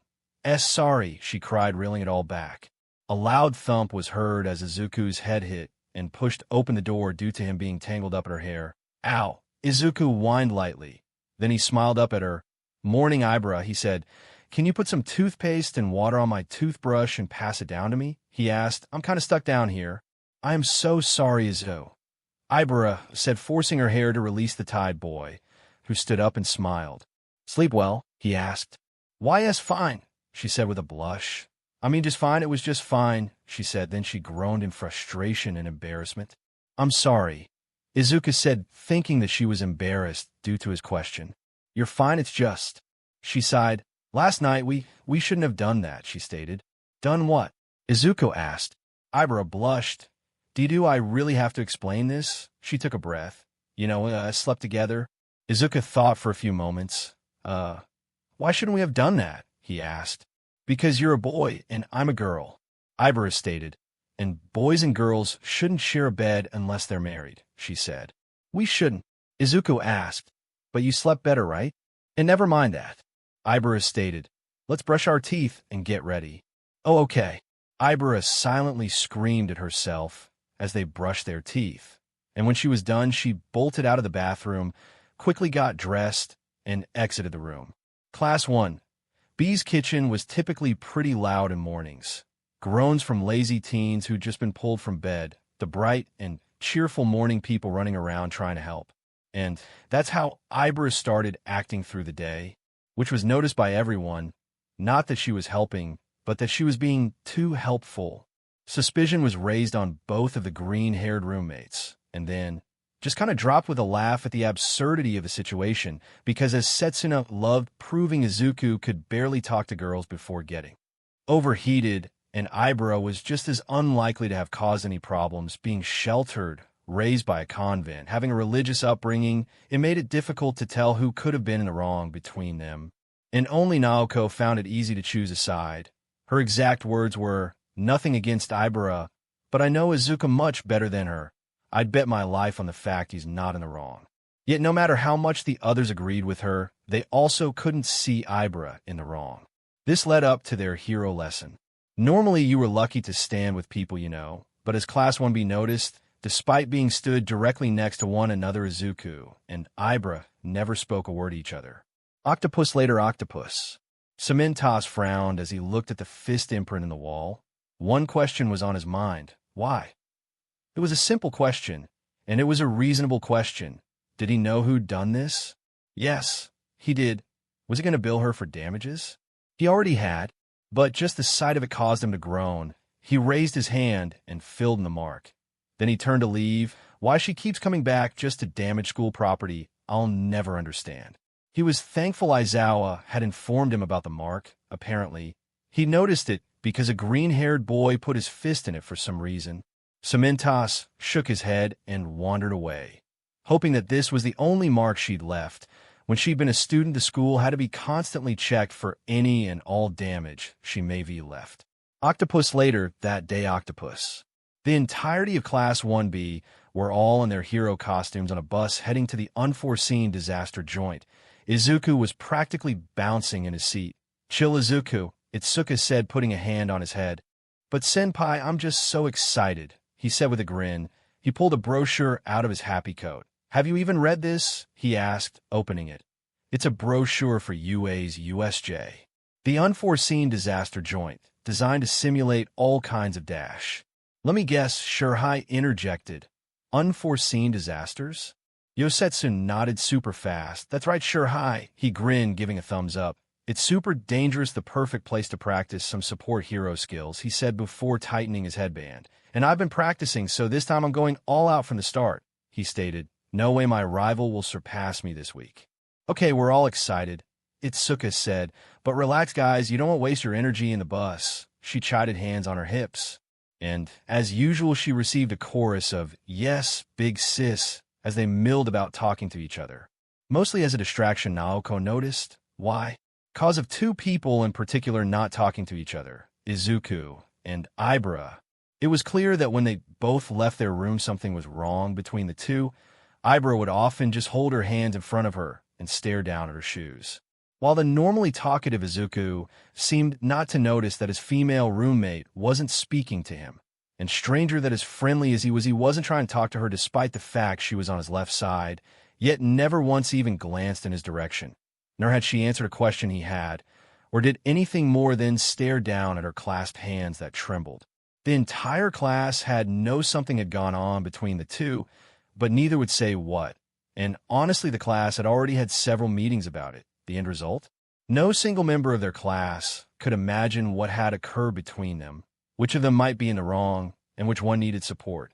The idea that the overly excited boy who blew smoke out of his ears when a girl drew too close to him, doing something inappropriate to his female roommate, was ridiculous, especially since Yue had extensively tested him for any form of deviancy before he was allowed to share a room with a girl. In short, Yue's staff weren't sure if Izuku even knew that storks didn't deliver babies to their parents. And as Setsuna could attest, he was very easily flustered, hence why he was her preferred target. For her more risque humor, or just saying the words bub to his face, whichever she felt like doing in the moment. Ibra, on the other hand, was just as unlikely to have caused an issue. She didn't object to having a male roommate. In fact, her exact words were, "I'd rather share a room with a boy than nobody at all." But everybody in 1B knew she couldn't sleep in a room alone, due to two reasons. First, she was raised in a church in a small room with other kids, girls and boys, so she had trouble even getting to sleep on her own. And when she did, she sometimes had night terrors. One bad one, Naoko remembered. Had Komori running around screaming Ibra had gone missing in the night. Naoko shivered as she remembered the entirety of the class, and whatever teachers they could find entered their classmates' room and found something out of a horror novel: scratched walls, shredded bed sheets, and a broken window. The idea that in their sleep, while in a place they were supposed to be under immense security, that one of their classmates had disappeared and left such destruction horrified them all. It took them all searching for 2 hours until Setsuna had found Ibara. She was on the roof in a torn nightgown, sobbing in her sleep and clutching onto a bin, promising to keep it safe. When she awoke, her entire class was given a short bit of history of their barb-haired Christian classmate. 2 of her family from her church, a brother and sister, had been adopted by 2 seemingly nice people, and shortly after they were arrested, Ibara refused to speak about the children that had been adopted. But Naoko noticed that after they had been informed a slight bit about Shiozaki's past, how Komori's face scrunched up in a fearsome mix of horror and realization. She shook her head clean of that. It wasn't her business unless Ibara told her about what happened. Prying any further would just open old wounds. Point was, 2 of her classmates who were also roommates were not talking to each other. And that was a mystery Naoko needed to get to the bottom of. And because it was based around her weakness, Izuku Midoriya, a boy she hadn't spent a day in her life since she met him where he wasn't at the forefront of her mind. And partially cause Ibara looked like she had a crush, which was an admittedly irrational and selfish thought on the blonde copying teen's part. But Naoko, despite how bitter her thoughts made her sound, thoughts that threw curses at the sweet green-haired girl, that questioned if her classmates were blind when they first asked what Izuku might have done to upset Ibara, instead of the other way around. Of course, she wasn't safe from her own thoughts either. Thoughts that reminded her of how sweet both Ibara and Izuku were, and how better off he'd be with any other girl in his class than with Naoko herself. The same thoughts that made her instantly make enemies with the girls around Izuku. In some ways, and she hated herself for thinking this. She looked down at her white knuckles that had been clenched ever since she'd gotten on the bus, but she was almost happy that Izuku wasn't talking to Ibara. Every day, Naoko doubted she had the strength others had when their own crush turned them down. Naoko before Izuku was a scared and spite-filled creature. She wanted to go to UA not because being a hero was her dream, not because her family needed money, not even to research her unique quirk. No, Naoko originally dreamed of going to UA because she wanted to look down on the people who made fun of her quirk, not simply to prove them wrong, but because she wanted to laugh in their faces if she ever saw them again. She wasn't very nice, and she still had trouble being nice to others. Of course, she thought turning her gaze to her favorite boy in the entire world. When your world crashes both literally and figuratively, and one person somehow manages to bring color back into your life, maybe it isn't so crazy how important that person will become to you. Naoko shook her head. Don't focus on Izuku, she chided herself. After all, she had a different goal today. When the bus stopped, everyone got their gear and stood in front of the large building. And, as planned, Izuku and Ibara still stood together. Yet Izuku just sat on the floor, trying to open his support gearbox, and Ibara held her hands together and stared away from him. Even a new teacher, 13, seemed to notice. But Naoko watched them intently. Izuku was about to shout in surprise, and Ibara had to react to him. Everyone else knew about it, so the only ones that would react were Izuku and Ibara. Finally, after a time, Izuku finally popped the case open. All right, now, let me get my... He stopped and stared into the case for a few seconds. Where's my drums? He cried. Ibara recoiled in horror and blurted out, I'm sorry, Naoko. Everyone turned to Ibara, who panted heavily. Me? Naoko asked the vine-haired girl who refused to meet her gaze. Itsuka gave Naoko a look. Naoko nodded and walked over to Ibara. Come on, Ibara, she said gently, and both got back onto the bus to talk. As they got on, Izuku stood back up. Are we dashed? No, they're just taking a break, Izuku. Kin-sensei said, perhaps we all should? He suggested. Izuku nodded and opened his case. Weird. He said his thick wooden drumsticks were also gone, replaced by what looked to be carbon fiber rods that were about the length of his old sticks. He pulled one out. It was strangely about the same weight as his old sticks despite being much thinner. On one end, they had an odd shape that almost looked like. As his hand moved down the hilt, a jolt of lightning enveloped the tip. Surprised, he dropped it, and it started rolling away because they were on a hill.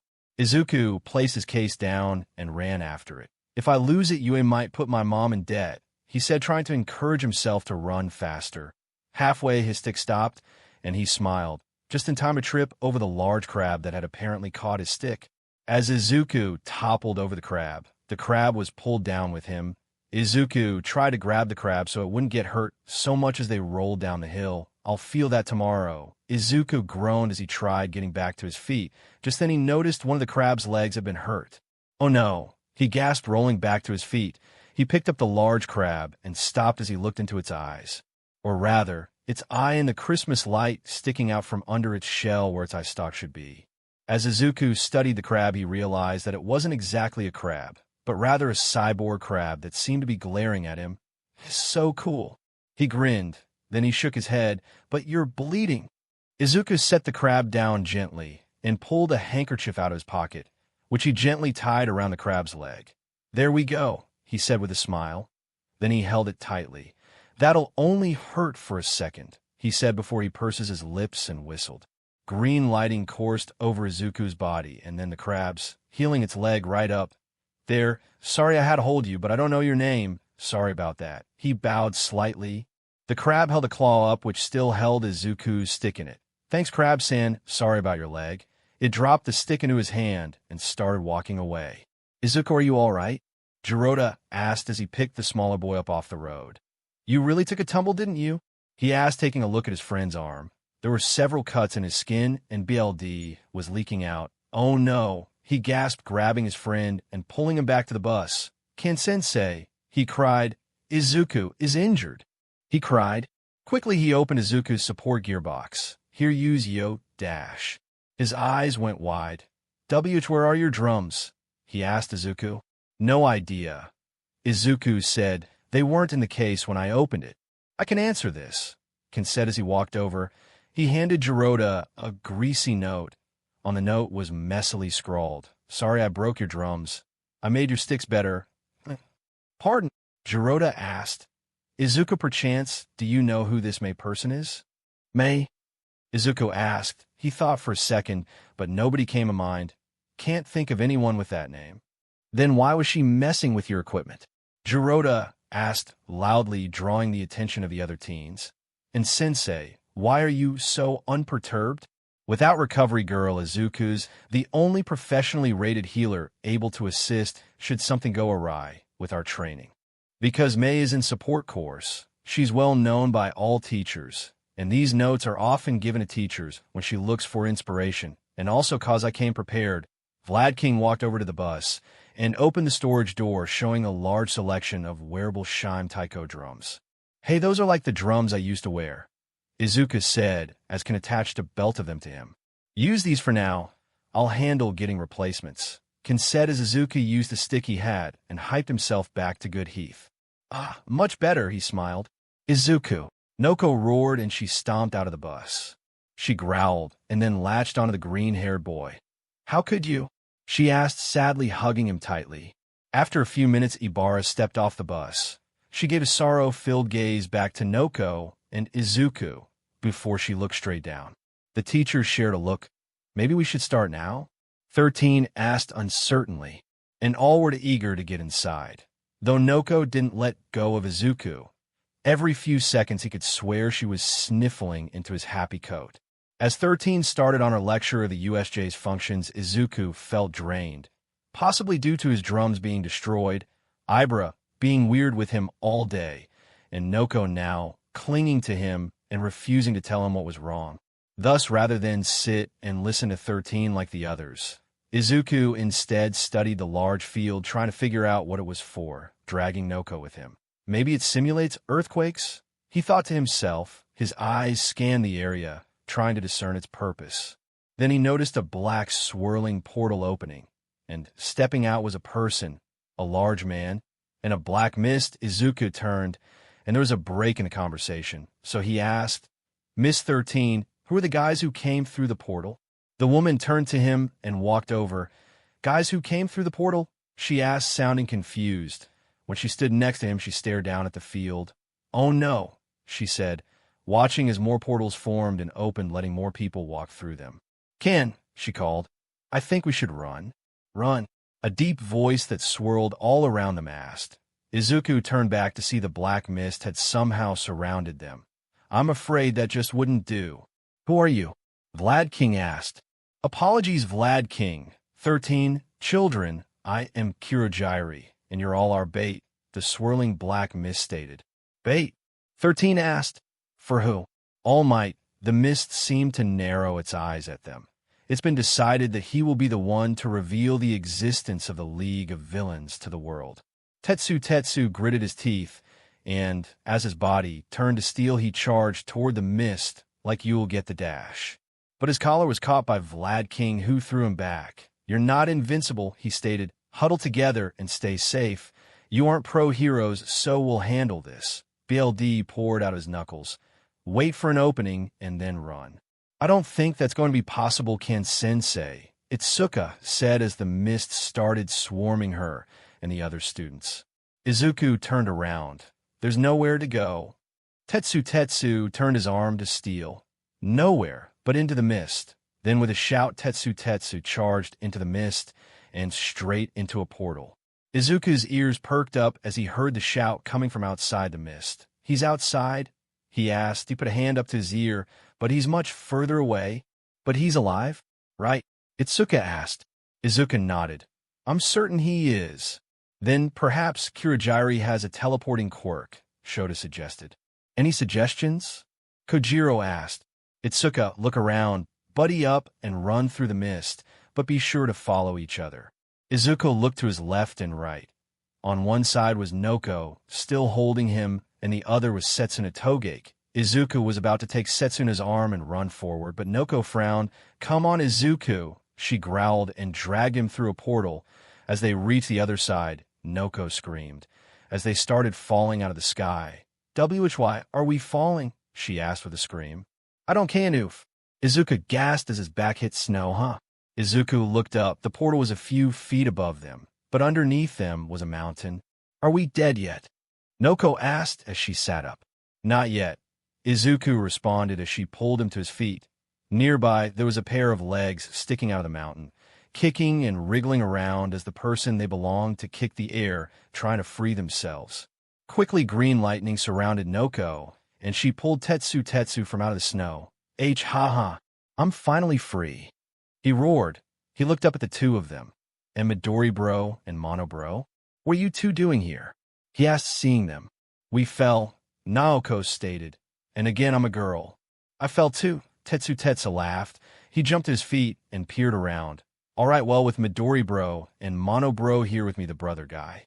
Spirit is rising, making my manliness rise yet another level higher." He flexed powerfully, then raised an arm to Naoko. "Want to help me P&D these crappy villains flat, Mono bro?" "I'm a girl," she shouted. Then she sighed. "But sure," she said, taking his hand. Just then they heard people approaching.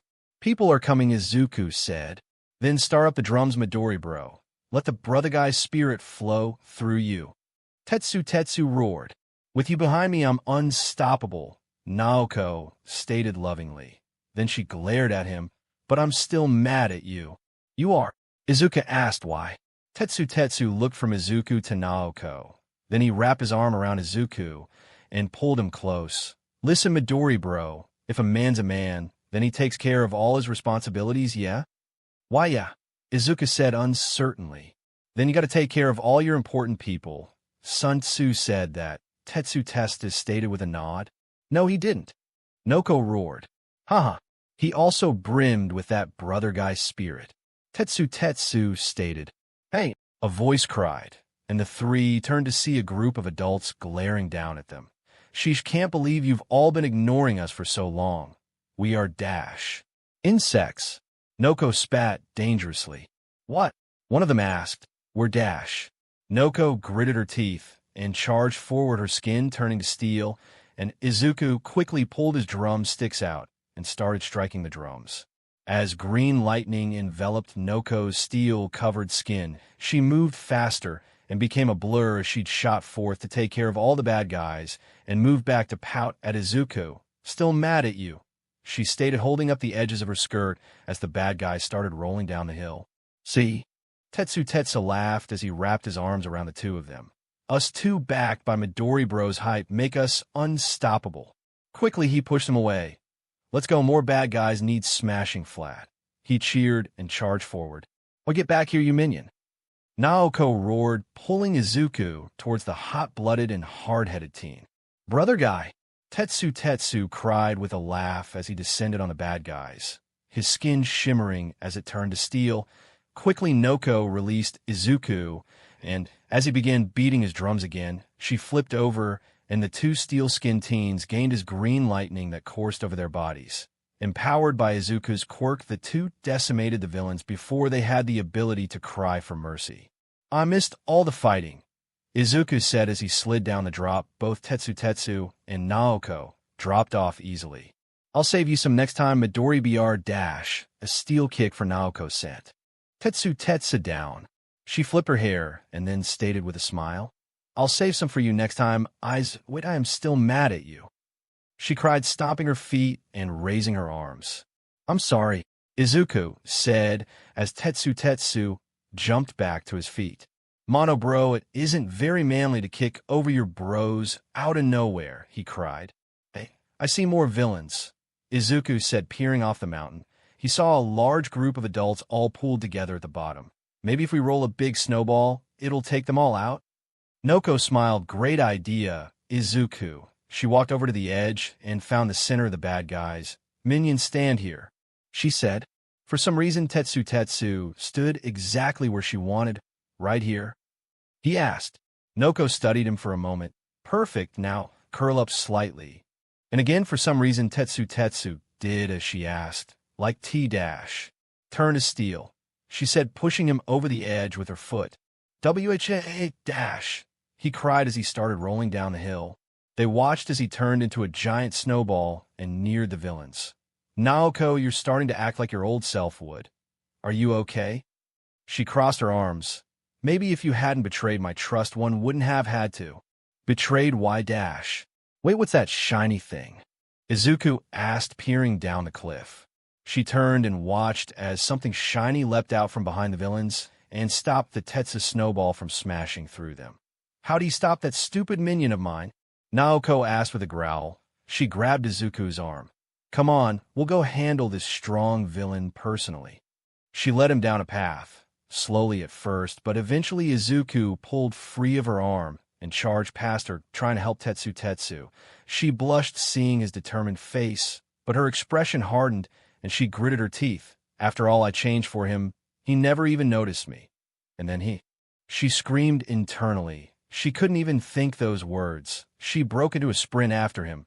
She'd talk to him later. She was mad enough now. She'd cool off and then have a stern chat with him about ignoring the girl who loved him. When they reached the bottom, they found Tetsu breathing heavily as he clashed with A. Is that a large cybernetic crab? Crab-san, Izuku gasped, as the crab, despite being smaller than the mighty Tetsu, who was empowered by the brother guy's spirit and channeled the unstoppable power of manliness, was being held off by the cybernetic crab's cyberclaw clamps, which it used to grab his fingers and flip him over its shoulder. Cannons? This crab is so cool, Izuku cheered. Indeed, Tetsu stated, rubbing his back. When I rolled down the hill in my steel form, it blocked the attack easily with one claw. The villains around started snickering. That's our newest member, one said. You heroes gotta make your society better, he said. Yeah, a cute little crab gets a cool quirk like Cyborg, and you normal people just start running from it. Now it wants revenge on you all. Oi, crab. 0-1 finished them, oh dash. Shut up, Tetsu stated. Striking a pose, he stared at the crab. I sense manliness from this guy, he said. Midori bro mono bro. Handle those chumps for me, would ya? This man is mine, he stated. And no hype, Izuku. I'll win or lose on my own merits. More for me, Naoko said, turning to face the other non-crustacean/cybernetic villains. She stretched her legs. Izuku, give me a beat. Izuku nodded and quickly struck drums, and he and Naoko moved towards the enemies. Izuku was faster. He drummed quickly with one hand while his other bended back in a way that made it look like he had no bones in his arm. He brought the stick down on a bad guy's leg quickly, leaving a red mark on her leg. She lurched forward with a scream. That hurt, you little pest. Her arm had thorns growing through her hand as she tried to give him a thorny slap. Izuku compressed his spine and dodged the slap easily. The villain trying to sneak up behind him, on the other hand, did not.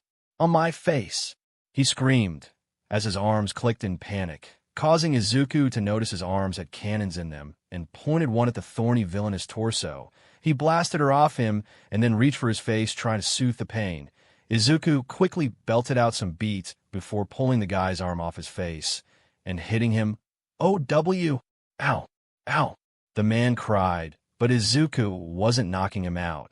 However, his hand slipped down his stick and accidentally reminded himself of the neat new function they had now, as it zapped the man and blew him away. Izuku blinked and looked down at his sticks. He could feel buttons in the handles. He pressed both, turning them both on, seeing electricity coursing through the odd tips. Maybe I should thank this May person, he thought. He released the buttons and the electricity shut off. Ha! Izuku smiled as he started to beat up again. Noko had more success. She'd already stomped 5 villains with her kick-based style. They weren't impressive at all. Some guy who made fire got kicked in the nuts, and then a straight kick to his chin. Next was a guy who bragged he could make things slow on contact. So she kicked his wrist back so hard he backhanded some bug guy in the face, sending him into a very slow flip. Not that he got off easy. The second he was in her range, she stood on one leg and gave him a barrage of kicks before, launching him back into the slow guy, whose nose she poked after she walked by, then delivered a viscous kick to his face, knocking a few teeth loose. Then a woman's arms and legs became tentacles, and she had a disgusting, perverse grin on her face. Naoko grabbed her arm, slowing her on contact. With Izuku here, Noko didn't have to worry about her time running out to use either of her copied quirks. Thus she changed back to steel and became a blur as she messed the woman's face up before launching her into the sky, again copying her quirk before she did. Legs like tentacles could come in handy if she needed more raw power quick, and arms could if she needed to copy a quirk. And lastly was a guy who quickly charged at her and was axe-kicked a few. 17 times because she was in a rotten mood and hated his face. Tetsu was engaged in a fierce battle with his crustacean foe. They traded punches with no regard for blocking. They were men, and the two manliest here. There was no reason right now to block. It was a battle of wills with the two just testing their opponent wouldn't break so easily before they actually started trying. The crab lost the battle, though, when it struck Tetsu hard in the chest. "I win that battle," he gasped in pain before driving his fist into the crab's shell. The crab pushed his arm away and aimed a strike at Tetsu's neck, firing its claw at him. But the young manly teen moved his head down and opened his mouth, catching the claw with his jaw. He could see it. With its eye stalks, the crab asked, "How did you stop my attack?" "Simple," Tetsu stated. "Hm yeti fair thr def yach." In its eye stalks, the crab showed respect and admiration for its manly opponent. "I see," its eye stalks say, "but so am I, worthy opponent," and its free claw touched the held claw. As it did, Tetsu realized the claw in his mouth was attached to the crab by a chain. Tetsu just barely spat the claw out before it had volts of electricity coursing through the chain, but as it dropped, it wrapped around his leg. And though he cried out in pain, the crab etched the screams of the man into its mind. The screams were dripping with manliness. As Tetsu fell back, the crab reeled its claw back into its crab arm. It stared at its fallen enemy before it gave him a salute. Then it turned around and saw the others were defeated by Izuku and Noko. "Look, my dinner is figured out. We've stomped down the goons," Noko said, turning her skin to steel. "Dinner?" Izuku asked. "But it's sentient, right?" "Don't know. Don't care," she stated before Izuku started the beat back up and the two charged forward. Both of the cyber crab's shoulder cannons took aim at both of the teens and blasted a jet-black liquid at the duo, covering them and making them slip slightly. "What is this?" Naoko asked. Izuku licked some of the liquid off his lips. "Squid ink," he stated. "What?" Naoko roared, pulling at her once pure white fancy dress that was her hero costume. "Do you know how hard it is to get squid ink out of white clothes?" She screamed and charged at the crustacean, who met her charge and attempted to block her kick. But instead she slapped the crab's arm and it slowed to a crawl. Slowly its eye stalks widened as Naoko giggled maliciously. "Looks like dinner is about to understand." She leaned forward as her leg was cocked backwards. Slowly the crab tried to block, only to get tentacles stomped on its head. Naoko started laughing as her leg swayed back and forth, rapidly increasing its power as it did. "I know you think this isn't over cause you haven't been kicked yet, but trust me, when I kick you're soft. Underside you'll be done," she grinned. "I'll let you close your eyes so you won't see it coming, though." And thus the crab, knowing it couldn't do much but accept defeat, but shook its frame lightly. It wasn't scared of her kicks and would watch with pride as it was defeated. It had fought bravely after all. "Fine, then watch your defeat," she said, rising her leg more. But then the crab's vision was blocked by a stained black happy coat with the kanji for festival embroidered on the back. "Izuku?" Naoko asked. "What are you doing?" "I hurt this crab before," Izuku stated. "I owe it the chance to retreat," he stared. "Izuku, it's a villain."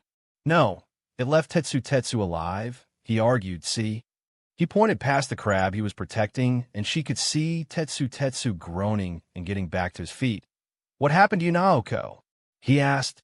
"Normally you're not this aggressive." "How could I not be?" she demanded. "You cheated on me." Izuku gave her an odd expression. "Cheated on dash." Then his eyes went wide, and he sprang forward, pushing her to the ground. "Look out!" he cried as Vlad Ogre came shooting past where she'd been. He skidded to a stop and coughed out BLD. He looked around at the gathered group. Then his eyes fell on the green hair drummer, his dash. He hacked up a lot of BLD assist. He coughed out. Izuku jumped up and pounded his drums rapidly. In a few seconds, Vlad King stood proudly. His wounds healed and his strength returned. Good, he stated, testing his fist. Now stay down, he stated as a large black-skinned beak-faced villain leaped at him with a scream. King conjured a large BLD fist over his own and cocked his fist back. As he got into range, the mighty Vlad King used his newfound power to uppercut the villain high into the air. He crouched down as his large BLD fist turned into a massive BLD hammer. King launched himself into the air and took the hammer with both hands. Don't mess with U.S. heroes, he roared, sending the villain across the entire USJ and into the wall on the other side. When he landed, he picked up his students. Come, we need to help the others, he stated, and dashed off. Meanwhile, with Kendo, Ibara, Komori, and Sure high in the city. This means spore, Komori shouted as the mushrooms she'd spread around grew, instantly bouncing villains around, where they were ambushed by Shurhai, who dashed around pouncing from dark place to dark place, using the airborne villains as punching bags and platforms to stand on. Kendo worked the other side alone, but being a martial artist, she showed much more efficiency with her group. Her quirk big hand seemed harmless, even silly outside of fight, but the way she moved Itsuka didn't show any silliness as she thrashed the group who tried carve past her. One was a large one-eyed villain with blue skin and large horns who charged toward her. She thrusted a gigantic palm at him, which shoved him back. Before her other palm grew and smashed him down into the floor, she repeated the move 3 times until he stopped moving, whether because he wasn't able to being so far down in the ground, or because he was unconscious, or worse, wasn't for Kendo to worry about. Then quickly she set herself on the others. One tossed a boulder at her, but she quickly caught it and tossed it back. He wasn't so graceful, and it dropped him to the floor. Another tried to grab her. Kendo entered their range and swept their legs before hitting them with a spinning elbow. They just keep coming, Shurhai said breathlessly. We've got to stand our ground, Kendo ordered. The villains chuckled and slowly started to close in on the group. The teens started backing into each other. Any ideas, Komori? Kendo asked. None, I'm afraid. I've used up quite a lot of spores and puns.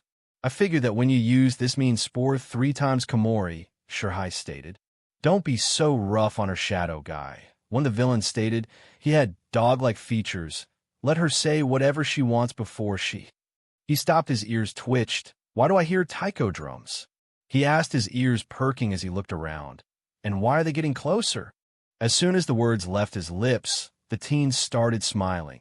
As soon as they heard the drums, green lightning spread across their bodies. Don't you know? Kendo asked, drawing the villain's attention to herself. The sight of her and her friends coursing with green lightning confused them. Not all of our quirks only affect ourselves. This is the power of the hype man. Ibara shouted. Her now lightning, quick vine hair darted around the villains, tried dodging. But those who were hit by were sent flying. The few that managed to dodge were caught by Shurhai or Kendo, who darted into the air as if they had rockets attached to them. This power is insane. Shurhai laughed as he landed from a jump as high as if he were on the moon. Watching the villains he and Kendo's strikes had sent flying. Wish we'd had it earlier, Itsuka said. Suddenly Vlad King skidded to a stop from a blur. Everyone all right? He asked, everyone jumping off his back. Thanks to the absurd range of hype? Yes, Itsuka said. Ken nodded. Good. Wish I could help more. But you need to try to get Izuku up there, Ken said, pointing up to a room high. It has a PA system, he said, turning around. Hold up, sensei. Tetsu said, bowing his head low. Please let me fight with you. Nyet, Vlad King said, shaking his head. Would get hurt. Not if Izuku's hype is heard going through the entire USJ, Itsuka stated, which Noko and Ibara alone can get him to. You two work security, then stop bad guys from getting to him, Ken stated. And when they figure out Midori bro is the one making you stronger? Tetsu asked. You won't be able to hold them off alone. His words made their teacher pause. He sighed. Fine, but just you two, he said. Now get up there and try to rescue the others. Both Itsuka and Tetsu climbed onto their teacher's back, and then he took off. All right, so we just need to get up there. Izuku started confidently, only to see the glare Naoko gave Ibara, who resumed staring at her feet. Is something wrong? Shirahai asked. She made him cheat on me, Monoma growled. Izuku? Care to explain? Komori asked. Izuku shrugged. Apparently I've cheated on Naoko, and that's all I've got. Komori and Shirahai shared a look. Any idea how you've cheated? Like, have you done anything with Ibra that you don't normally do? Komori added. Izuku put a hand on his chin. After a few seconds his face turned red. Steam shot out of his ears and his body went limp. So, there is something, Shirahai noted. Komori looked at Naoko. Care to fill us in? Her cheeks turned red, and her teeth were bared as Naoko spat out. They had SEC. WH what? Shirahai asked while Komori's jaw dropped. Ibra looked aghast, but just turned away. Naoko walked over to Ibra. You knew I liked him, and yet you too. In his bed, she gripped her hair and did that. Weedy didn't dash. Mina hurt me so much. Naoko asked while you did. Then Izuku sprang up. She asked to sleep next to me. He stated, Could that be it? What? Naoko, Shirahai and Komori asked. She woke up in the middle of the night scared, cause of her nightmares, and asked if she could sleep in my bed to help with her nightmares. Both Komori and Shirahai turned to Naoko, who turned to Ibra. You said you slept with him, she stated. Isn't that what I did? She asked. Talk later, Komori said. We need Izuku up by that PA yesterday. Naoko and Ibra nodded. Now that the air had been cleared, they worked together to make platforms that they could use to get to the observation station. Powered by Izuku's hype, it took them minutes to get to the observation room. At which point, Izuku busted open the room and switched on the mics. Testing. Testing. 1, 2. Shirahai gave him a thumbs up from outside the room. So, Izuku smiled. This number goes out to my 1B classmates. It's called Don't Let the Villains Win. He took a few steps back and quickly drummed a fast beat. Yui barely managed to still stand after she'd been thrown to the ground by the villains. She watched from the corner of her eye as Juroda was forced down by a villain with a staple quirk. It must have been hard for the bestial teen to even breath with that giant staple at his neck. Then next was his left arm, then his waist, and both his legs before returning to staple down his right arm. Next to hit the ground was a bag of Setsuna's parts. Each tried flying off in different directions as the girl. Now consisting of only her head, left arm, and left leg glared at the guy who stepped on the bag to keep it from flying off. Yui frowned. As she was approached next, she had nothing left in her arsenal. She closed her eyes.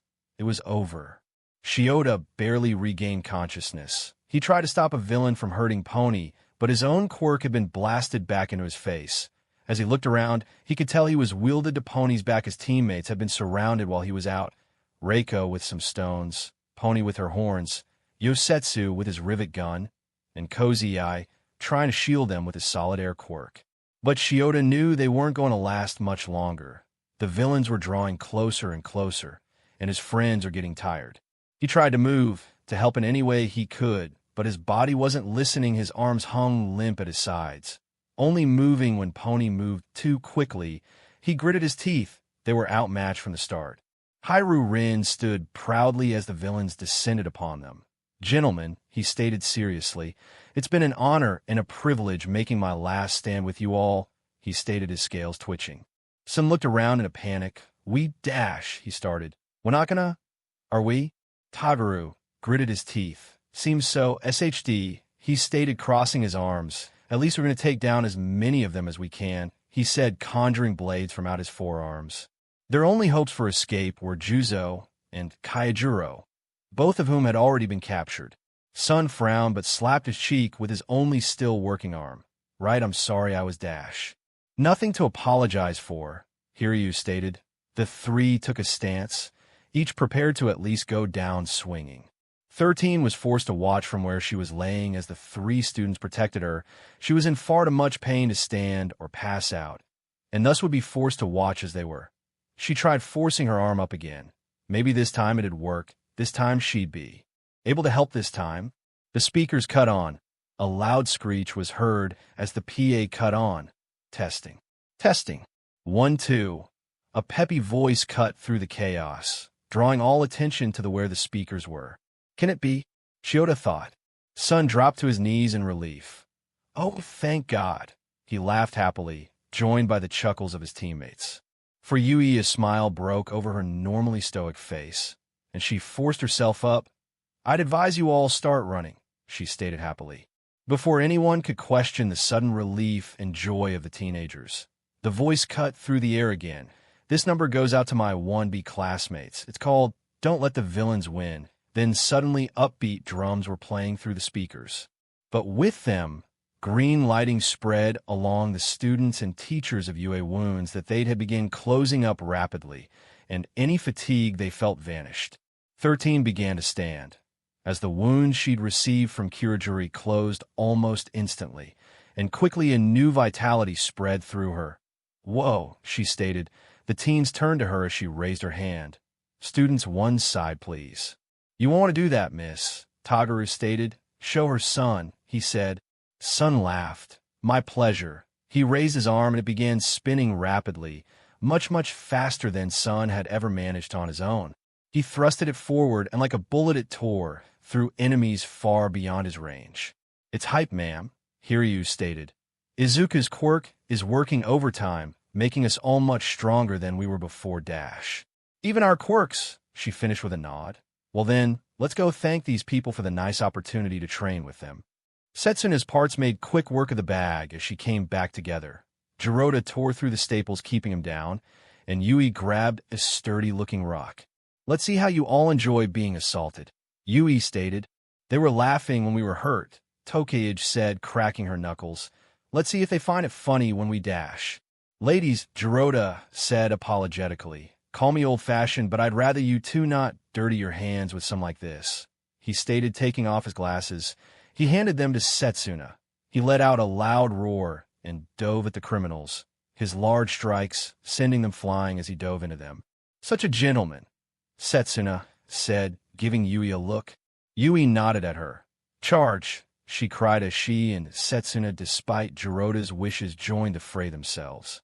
Shiota watched as his team, now empowered by hype, easily tore through the villains that were once giving them trouble.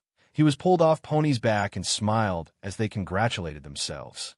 Tamura Shigaraki watched in annoyance as suddenly, with the sudden sound of drums echoing throughout speakers, his failure villains were suddenly being blown away. What is going on? He asked Kirajiri. Get over. Tamura watched in horror as a large figure started charging through the mass of villains still around him. Tamura frowned. All Might? He hissed, before suddenly the figure stopped. The figure was in fact not All Might, but Vlad King, Tetsu, and Itsuka Kendo, all covered in green lightning. The two teens quickly dove off their teacher, who conjured a Naginata out of his own BLD and began spinning it above his head. As villains dove towards him, his arms flashed. Suddenly, twin blades of air cut through both sides of the villains in front of BLD Ogre, who gritted his teeth like a demon and shouted in his native tongue of Russian, phrases which teen and adult alike couldn't understand, but his presence, voice, and frame made certain that they were intimidated anyway. All eyes were on him, so much that the villains barely even noticed the two teens also taking down villains. Yet not a glance was passed their way, as their teacher's shouts kept drawing attention away from them. And then the Naginata was gone, changed into a large boomerang, which was thrown into the crowd. Next was a battle axe. After two swings, it was tossed like a spear, then a large spike ball on a chain. He was swinging around so fast, he was almost creating whirlwinds. Altogether, he looked like a demon. As the villains before him fell, Ken pulled the ball and chain back, and after 3 spins tossed it toward Tamura, who recoiled in horror before a black portal opened up before him, and the ball and chain fell through. Ken watched as it fell, though, another into the water. He turned back to glare at Tamura and Kirajiri, who stared back at him. You are responsible for all this? He asked. Why dash? And that was as far as Tamura got before Vlad King shot forward like a bullet and kicked him in the throat. Kirajiri was forced to open a warp gate to block Ogre's hammer. Another gate opened up behind Kan, and then his hammer dissolved before it could hit him. Think I don't know your tricks by now? Kan asked. You have no offensive ability by yourself, Kirajiri. He spat the name as if it were dirt. Yet you know nothing of mine, right, 13? Miss 13 is Dash, Kirojiri was stopped when Tetsu and Itsuka both smashed into him. Not who you need to worry about, Vlad King said as he stormed forward, a large fist of BLD surging forward to strike Kirojiri. As soon as it touched him, it shot off, blasting Kirojiri back. Now, he cracked his knuckles and turned to Tamura, who was still writhing on the floor. Time to clean up this mess. No, Tamura said as he rolled over. This wasn't supposed to happen, he said. We supposed to win, he growled.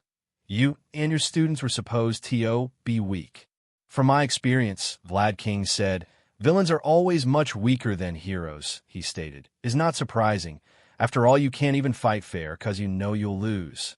Then a portal opened above. Kan and Itsuka and Tetsu pull him away, just in time for the bird-beaked villain to drop where he'd been standing. Nomu, Tamura hissed. Get back up and kill them.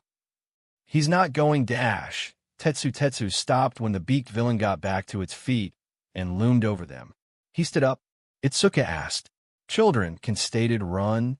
Itsuka and Tetsu frowned, but nodded and began running away. The Nomu stared right ahead blankly while Kan made another hammer. This time I won't hold back. It won't matter, Tamura stated gleefully. Nomu, kill him, he ordered. The villain Nomu raised its hand and then tried to smash Kan, but a shot from his hammer forced back its fist. Quickly he spun the hammer around, making a spike out of one end of the hammer out of one end and stabbing the villain in his brain. After Kan ripped the spike out, he brought the hammer up into Nomu's chin, knocking off its beak and sending it up. He spun the hammer around faster and faster, almost creating a whirlwind.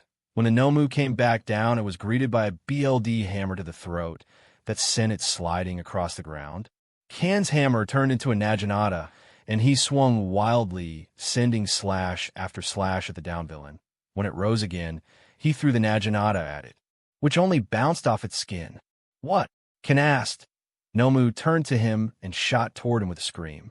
YHHUH. It wailed as swung a fist that would have struck him square in the chest. Unfortunately for it, Kan knew he couldn't take the hit, so he hit the ground. As it flew by him, he made twin BLD hooks attached to twin chains and rose quickly, stabbing them into the beast's shoulders. It continued falling forward until Kan stopped its flight. He dug his heels in and started swinging around. After a few spins, he locked on his targets and sent Nomu flying towards them. Tamura wailed as Nomu began flying back towards him. But Kirojiri opened a warp gate in front of Nomu, and quickly it was smashed into the ground. It slowly rose as Vlad King shifted his weight from one leg to the other, tried to be ready for it to fly towards him again. It only took a few seconds for the lumbering villain to stand back up and start stomping towards the BLD hero. After it raised its arm, Kan readied another uppercut. And as soon as it swung, he dodged around its swing, yet stepped closer to him. Gotcha! Kan thought as his fist hit the creature's neck, launching it into a BLD sickle. Vlad King took the sickle with both hands as he pulled Noma down to the ground. Then he raised his other arm, making a sledgehammer, which he used to hit the sickle deeper into the ground. The Nomu roared and wailed as the sickle was knocked deeper and deeper, until a portal opened up in the sledgehammer's path. Another opened up behind Kan's shoulder, and he only realized too late. The force of the hammer knocked Kan to his knees, even though Hype was working to heal his wound at a fantastic rate, meaning he rose exactly when Noma did. The hell? Tamura asked. He should have lost his arm after that. How the hell is he both standing and completely fine? He demanded. It seems the green lightning is empowering him, Kirojiri stated. Then who the hell has that quirk? Tamura demanded. And how the hell is it standing up to MSTR's Nomu? Kirojiri looked around. His eyes narrowed as they saw the PA room. Seems it's coming from the PA system. Then bring whoever's in there here. Tamura ordered. Kirojiri nodded and opened a warp gate inside the room and dumping those inside it in front of him and Tamura. Both Izuku and Naoko fell out. Quickly, Naoko grabbed Izuku and landed on her feet. Thanks, Naoko, Izuku said. You're welcome, she smiled. The two teens looked around. Who are you? She asked, looking at the two in front of her. Tamura scratched his neck, making sure to use only 3 fingers, though he was so annoyed he might have actually been scarring his own skin anyway. Which of you two makes green lightning? he demanded. Naoko and Izuku shared a look before they both shrugged. Green lightning? Izuku asked, shaking his head. Never met anyone with that quirk. Me neither, Naoko stated. You sure you're not seeing things? I'm about to watch Vlad King die, Tomura said, pointing at the teacher. Naoko, who still held Izuku, turned. They watched as their teacher had gone from the offensive to defensive without hype, and he was starting to slow as he dodged the Nomu. Really? Naoko asked. I think not. She put Izuku down, making sure to brush her fingers against his hand. She got that usual chill down her spine as she copied hype. Every single time it felt worse and worse, like she wasn't supposed to copy it, like the quirk itself didn't like her. Her heart started beating excruciatingly fast as she and Izuku slowly stepped away from each other and closer to their teacher. Her breathing hitched as her body started convulsing. Hype really was an unpleasant quirk. Izuku gave her a smile. She only wished it made copying his quirk worth it. She loved every part of the green-haired boy, every part of him except his quirk. She took a deep breath as Izuku twirled his drumsticks. Hype flared inside, causing her to choke again as she was forced to take another set of deep breaths. She could never decide if the feeling of invoking hype was closer to electricity coursing through her veins or a heart attack. She gave Izuku another worried glance. How do you do this? Every single day, she asked herself. She composed herself again and just started singing as Izuku started to drum. Lightning covered their bodies, a mixture of green and yellow. Keeping pace with Izuku's drums should have been hard, but for Naoko, the hardest part of hype was simply using hype itself. As the mixture of lightning washed over Vlad King, he caught the Nomu's fist, pushed it back, and then blinked as BLD covered his vision. He turned around. He'd only intended to step into a strike, but the double hype had made that single step so fast it turned the Nomu into a puddle. But already he could see it reforming from a lone arm. He tried to get to where it had been, but kept launching himself past it. Tomura seethed at the sight, virtually foaming at the mouth, as Ken shot like a bullet from one side of the facility to the other. Kirojuri, however, watched as Ken again shot past the arm until he shot out of the range of hype. Tomura now, he said, a warp gate opening at Vlad King's waist and in front of Tomura. The second he felt the touch of Tomura's Sekijuro, Ken was in pure agony. It was as if his body was being disintegrated slowly. He turned and saw the arm trying to grab it as he fell, but Kiroji deactivated his quirk, leaving the pro hero to hit the floor. Next out of the warp gate was the severed arm of the Nomu, which slowly started to regenerate. Orders, Tomura? Kirojiri asked. Tomura glared at the two teens in front of him. We'll kill these two, and then we'll leave. Quickly, Izuku started to look around. Gotta be something that can help us, he smiled. Help me out over here, he said, drawing Naoko's attention. Izuku had found a villain with a cannon on his back and was already untying it. Right, Naoko said as she ran over to help. It won't save you, Tomura stated as he started walking over to them. It didn't take the two long to tie the cannon to Izuku's back and stuff any ammo into his happy coat. Naoko began looking around herself and started kicking the unconscious villains in the head hard while Izuku looked for weapons. As Tomura got closer and closer, the teens started more to panic, with Naoko just starting to pull villains' teeth out. The teens rejoined together. Any good quirks? Izuku asked. No idea. I haven't added any to my arsenal because I was already using 4, she stated. Weapons. Izuku handed her a pile of weapons, a sword, staff, nunchucks, a sai, to which she dropped most, but the staff better range, right? She asked. Though rather than fight Tomura, the two slowly started backing away. Neither of them could really hit him because of Kirojiri, thus they wanted to try and gain some space, but after a few more steps a warp gate appeared behind them with Tomura stepping out of it. Going somewhere? He asked, trying to grab Naoko. Both teens quickly invoked hype through drum and song and used their enhanced power to move away from him, taking great care not to step into a warp gate. Naoko turned back. The Nomu was starting to grow its torso back now. We're running out of time, she stated. There's no escape, kids.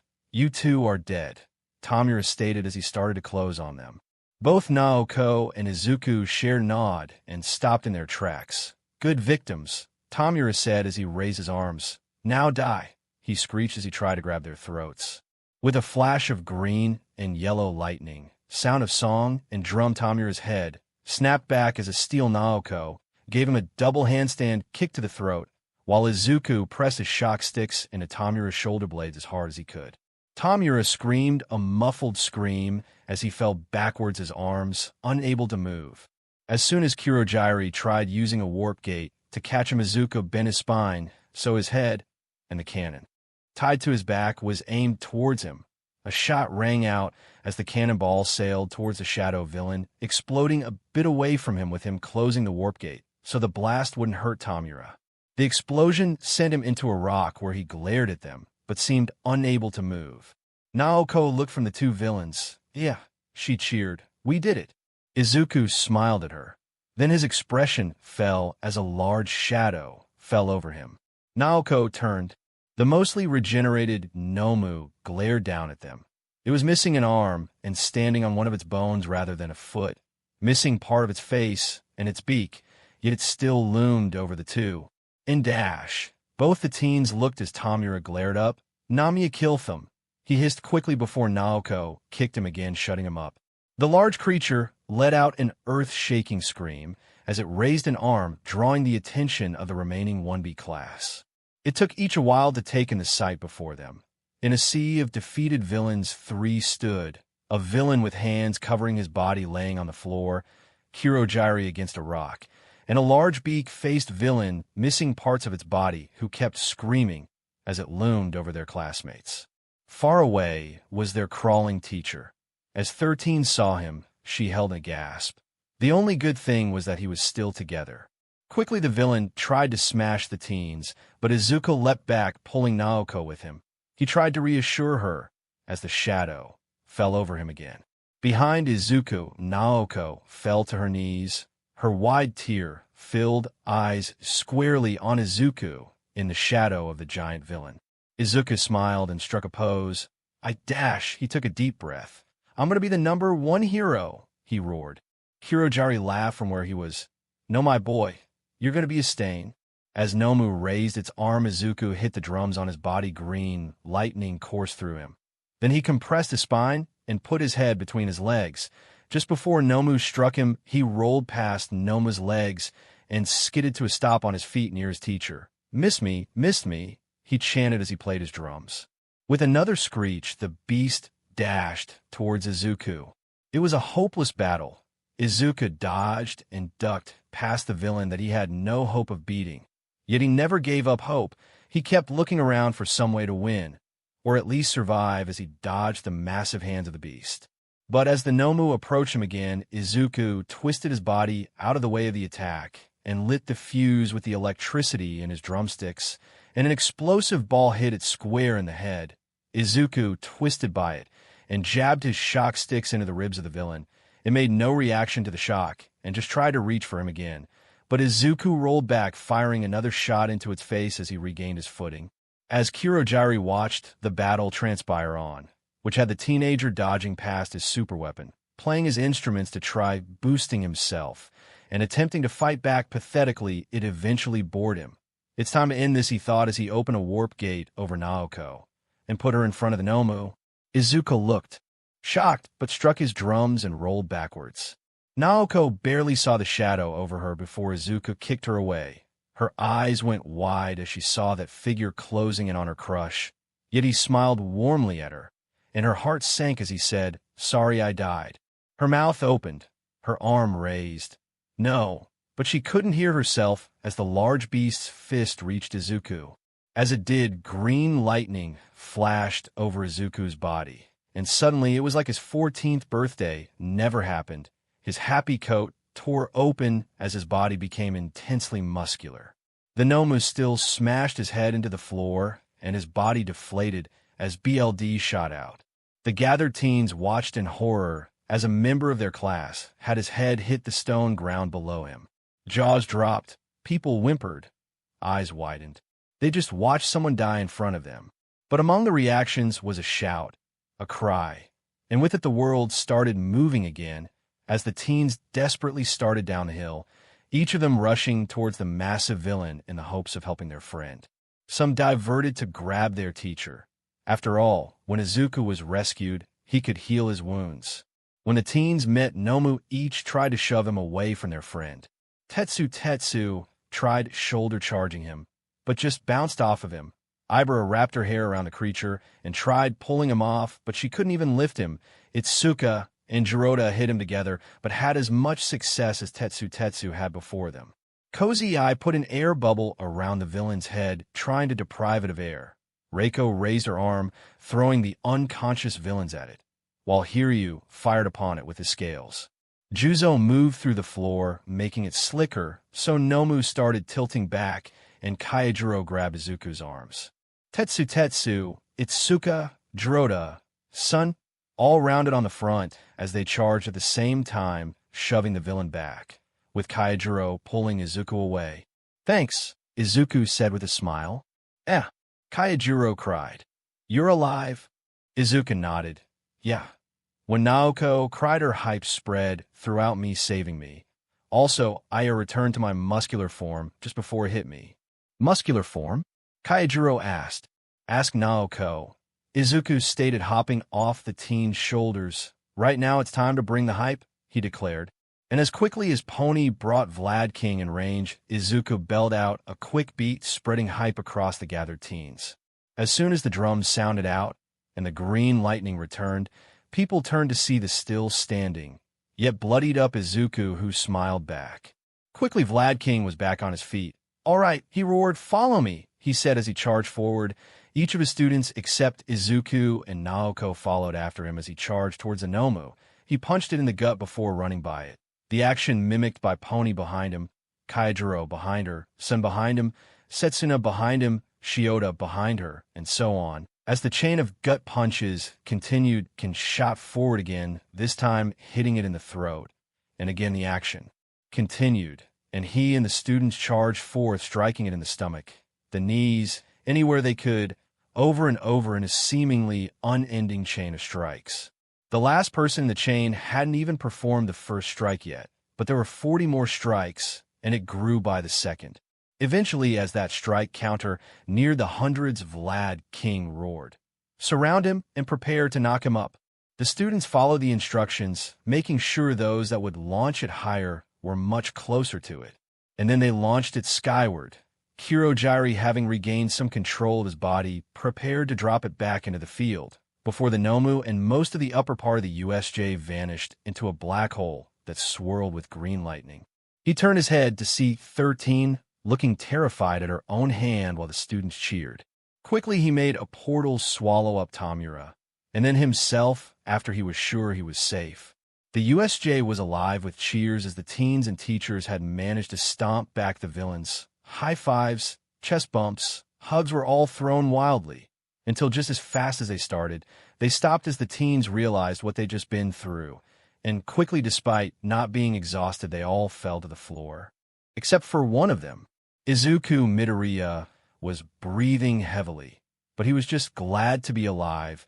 He looked around at all the defeated villains until someone pulled him into her sobbing embrace. To others, the words Naoko said were unintelligible, just her breaking past her usual superior attitude as she realized she almost died, but Izuku understood her. "You did it again," she sobbed into his coat. "You nearly died again," she stated, hitting him softly. "Don't lie, I saw it." "It's okay, Naoko," he said. "I just made it, didn't I?" "Shut up," she demanded, and she held him tighter to her chest. Suddenly, she raised her phone up. When a screen flashed on, Izuku's usual smile fell. On the screen was a photo of the two of them and Katsuki Bakugo, before Izuku's 14th birthday. It was taken after Izuku and Bakugo had sparred. It would have been an easy victory for Izuku, because at the time Izuku had been almost as muscular as Vlad King. "You can't take things like that anymore, you know that," Naoko stated. Izuku nodded, as the phone turned off, reflecting his now lack of muscles of any kind. Before he'd been practically a gym rat without actually going to the gym. Then his 14th birthday happened, and all of his musculature just vanished. There was no explanation for why it happened. But Naoko had one. "Hype did this to you," she whispered as she held him. It stole your ability to fight because it's an evil quirk. But, he stated, hype's the only reason I can still stand. Because it won't let you sleep? She stated, settling into him more. Hype's my quirk, Izuku stated. It's all I've got. Because it stole everything else from you. Naoko said, everything but me. Thanks for sticking by me, Naoko, Izuku said. If you really want to thank me, she started. Be my boyfriend. Izuku's head fell back as steam rose out of his ears. Naoko smiled. I'll get your answer later. She pulled Izuku in her arms and set them both down on the floor. She made certain not to touch his skin so hype could leave her, and as soon as it had the strain it forced on her made her pass out as she held the boy she loved. When Izuku finally came out of his overheated state and opened his eyes, All Might was above him. There he is, the number one hero smiled. All Might, he asked. Back with us, Midoriya-san? A small voice asked from on his chest. Izuku sat up lightly and saw a tiny mouse bear dog thing having tea on his chest. It sipped its tea and smiled at him. I hear you're the reason why we haven't lost any students. Yes, he said. Then he started looking around. He was still at the USJ though now he was on the floor, surrounded by Snipe, Midnight, the weird chimera animal, and a tired-looking hero he didn't recognize. Where's everyone? He asked. Sleeping. A grouchy voice groaned. The tired man rubbed his eyes. Like I should be. It's okay. Izuku the others were given a cab and taken back to the campus, and then sent home. You wanted to talk to the mouse thing said. And can Sensei? He asked, looking around and not seeing the friendly giant anywhere. That old softy wanted to apologize in person to the parents for the villain attack, Midnight stated. Izuku lay down and exhaled. Deep dash. He trembled slightly. Did we win? He asked. The mouse thing smiled at him. We did. You made sure nobody left here with anything resembling an injury. The trauma of seeing you get knocked into the ground is a different matter entirely, the tired man said. Easy, Aizawa. Kid's been through enough, Snipe said gently. It isn't him I'm mad at, Snipe, the now named Aizawa said, aiming a glare at All Might that seemed to deflate him. Izuku rubbed his head. He nodded, right, he said. How are you? Midnight asked. Feeling tired? I don't sleep, he replied with a smile. Hype won't let me. Her smile twitched. She shook her head. What? She asked. His quirk Hype doesn't seem to allow Izuku to sleep, the animal stated. His mother said that to her knowledge he's never slept a day in his entire life. What was he doing where we got here then? All Might asked. According to Ken, he gets like that whenever girls act flirty or romantic around him. He's not used to them, so he overheats, the mouse thing said. Midnight chuckled. A weakness for girls, huh? Izuku frowned. I guess, he said, taking the principal into his hands before he flipped onto his feet. So, when's the next lesson? He asked. The adults shared a look. Lessons are suspended for Class 1B, for now, Snipe said. But I defeated my first villains, he said sadly. I wonder if one of them will be my arch-enemy going forward, he mused. Are you being serious? Snipe asked. Sure, the green-haired teen said as he looked around. Hey, where's Naoko? If she's not at UA, then she's at home, young Midoriya. The symbol of peace stated. Izuku dusted himself off. Guess I have to give her my answer later then, he said, scratching his head. Then he continued looking around. What happened to that cannon I was wearing? He asked. Your friend took it off you, so you could lay on the floor easier, Aizawa said. Can I keep it? Izuku asked. The teachers looked around at each other. You want to keep the cannon?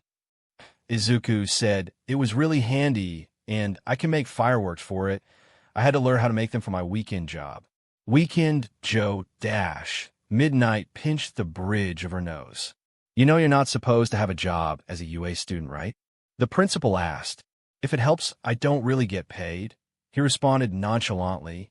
Aizawa sighed. What do you do for your not job? I work as a shrine maiden. Izuku stated. Aren't shrine maidens supposed to be girls? The principal asked. Izuku shrugged. No idea. Actually, can I be a girl? He asked. Using Hype, could I make my body female? You're very chipper for someone who almost died, Aizawa said. Shota. Midnight hissed. Tact, learn it.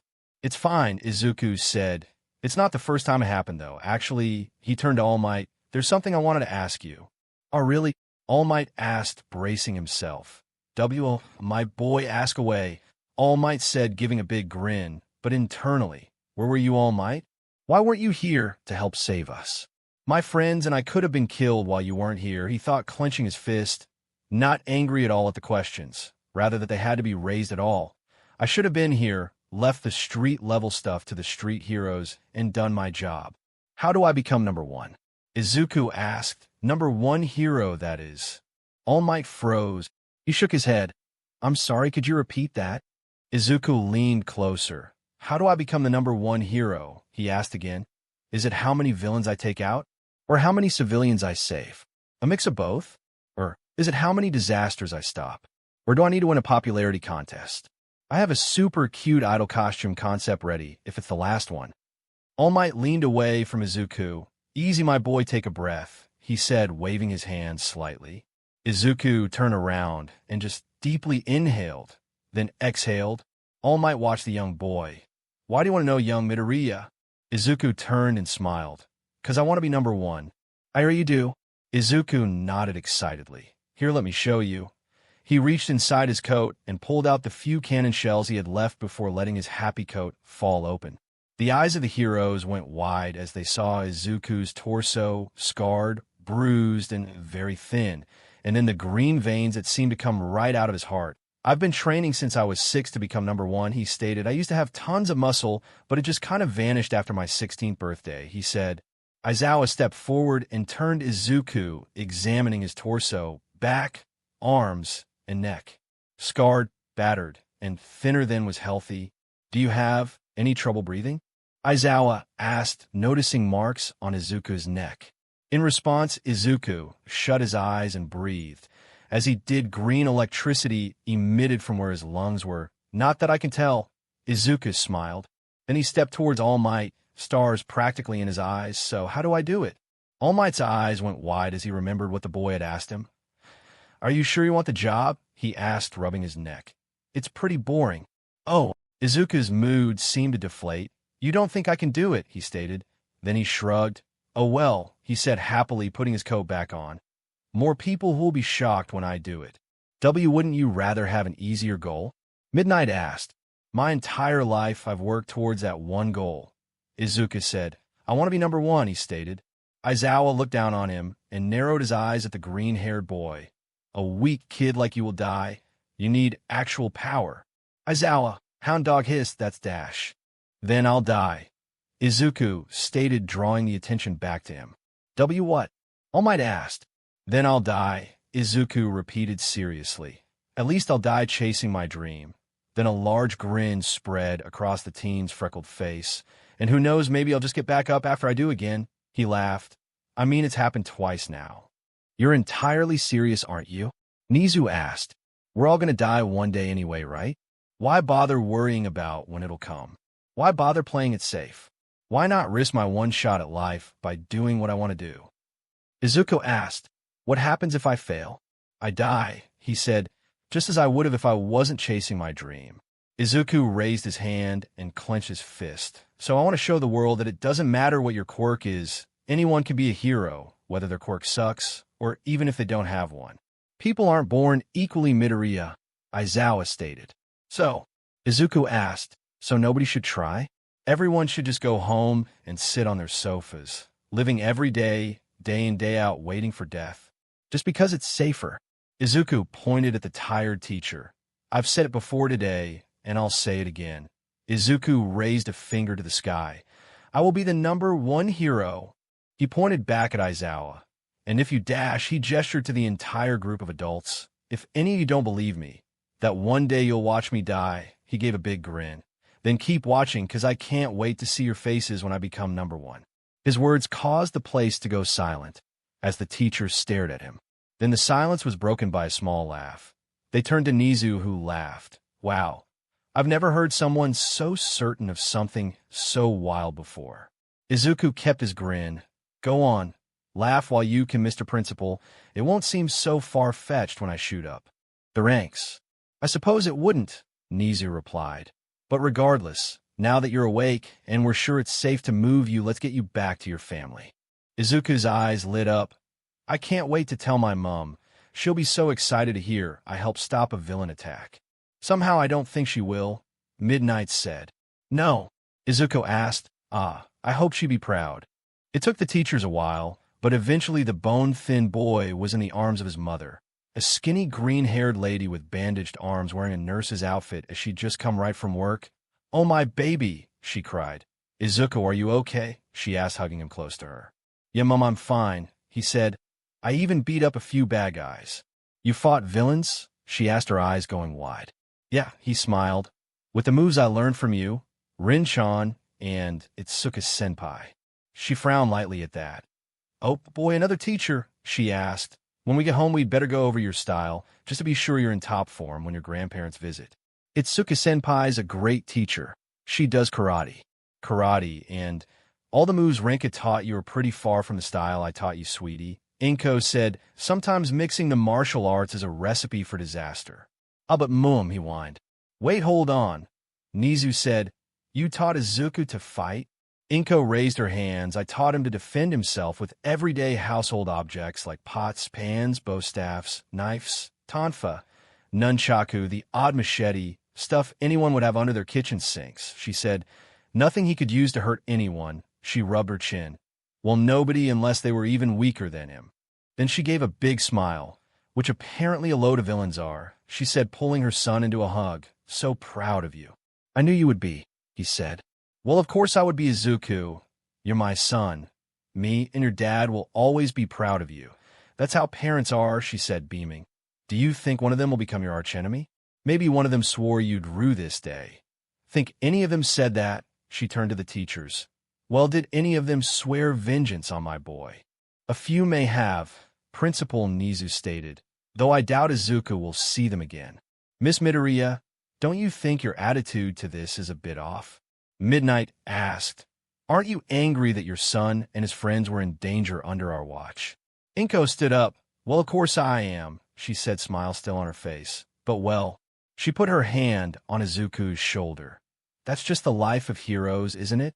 Constant danger and worry, she said. I was already accustomed to both because my son has his heart set on being the #1 hero. Don't think that just cause I'm smiling doesn't mean I'm not really upset that villains were able to approach my kids so easily. I'm certainly hoping you'll up security and not do anything really stupid like put my son and the other kids who beat villains on live TV with their actual names and faces full on display or something. She said, my son has enough problems for me to deal with, like stalkers.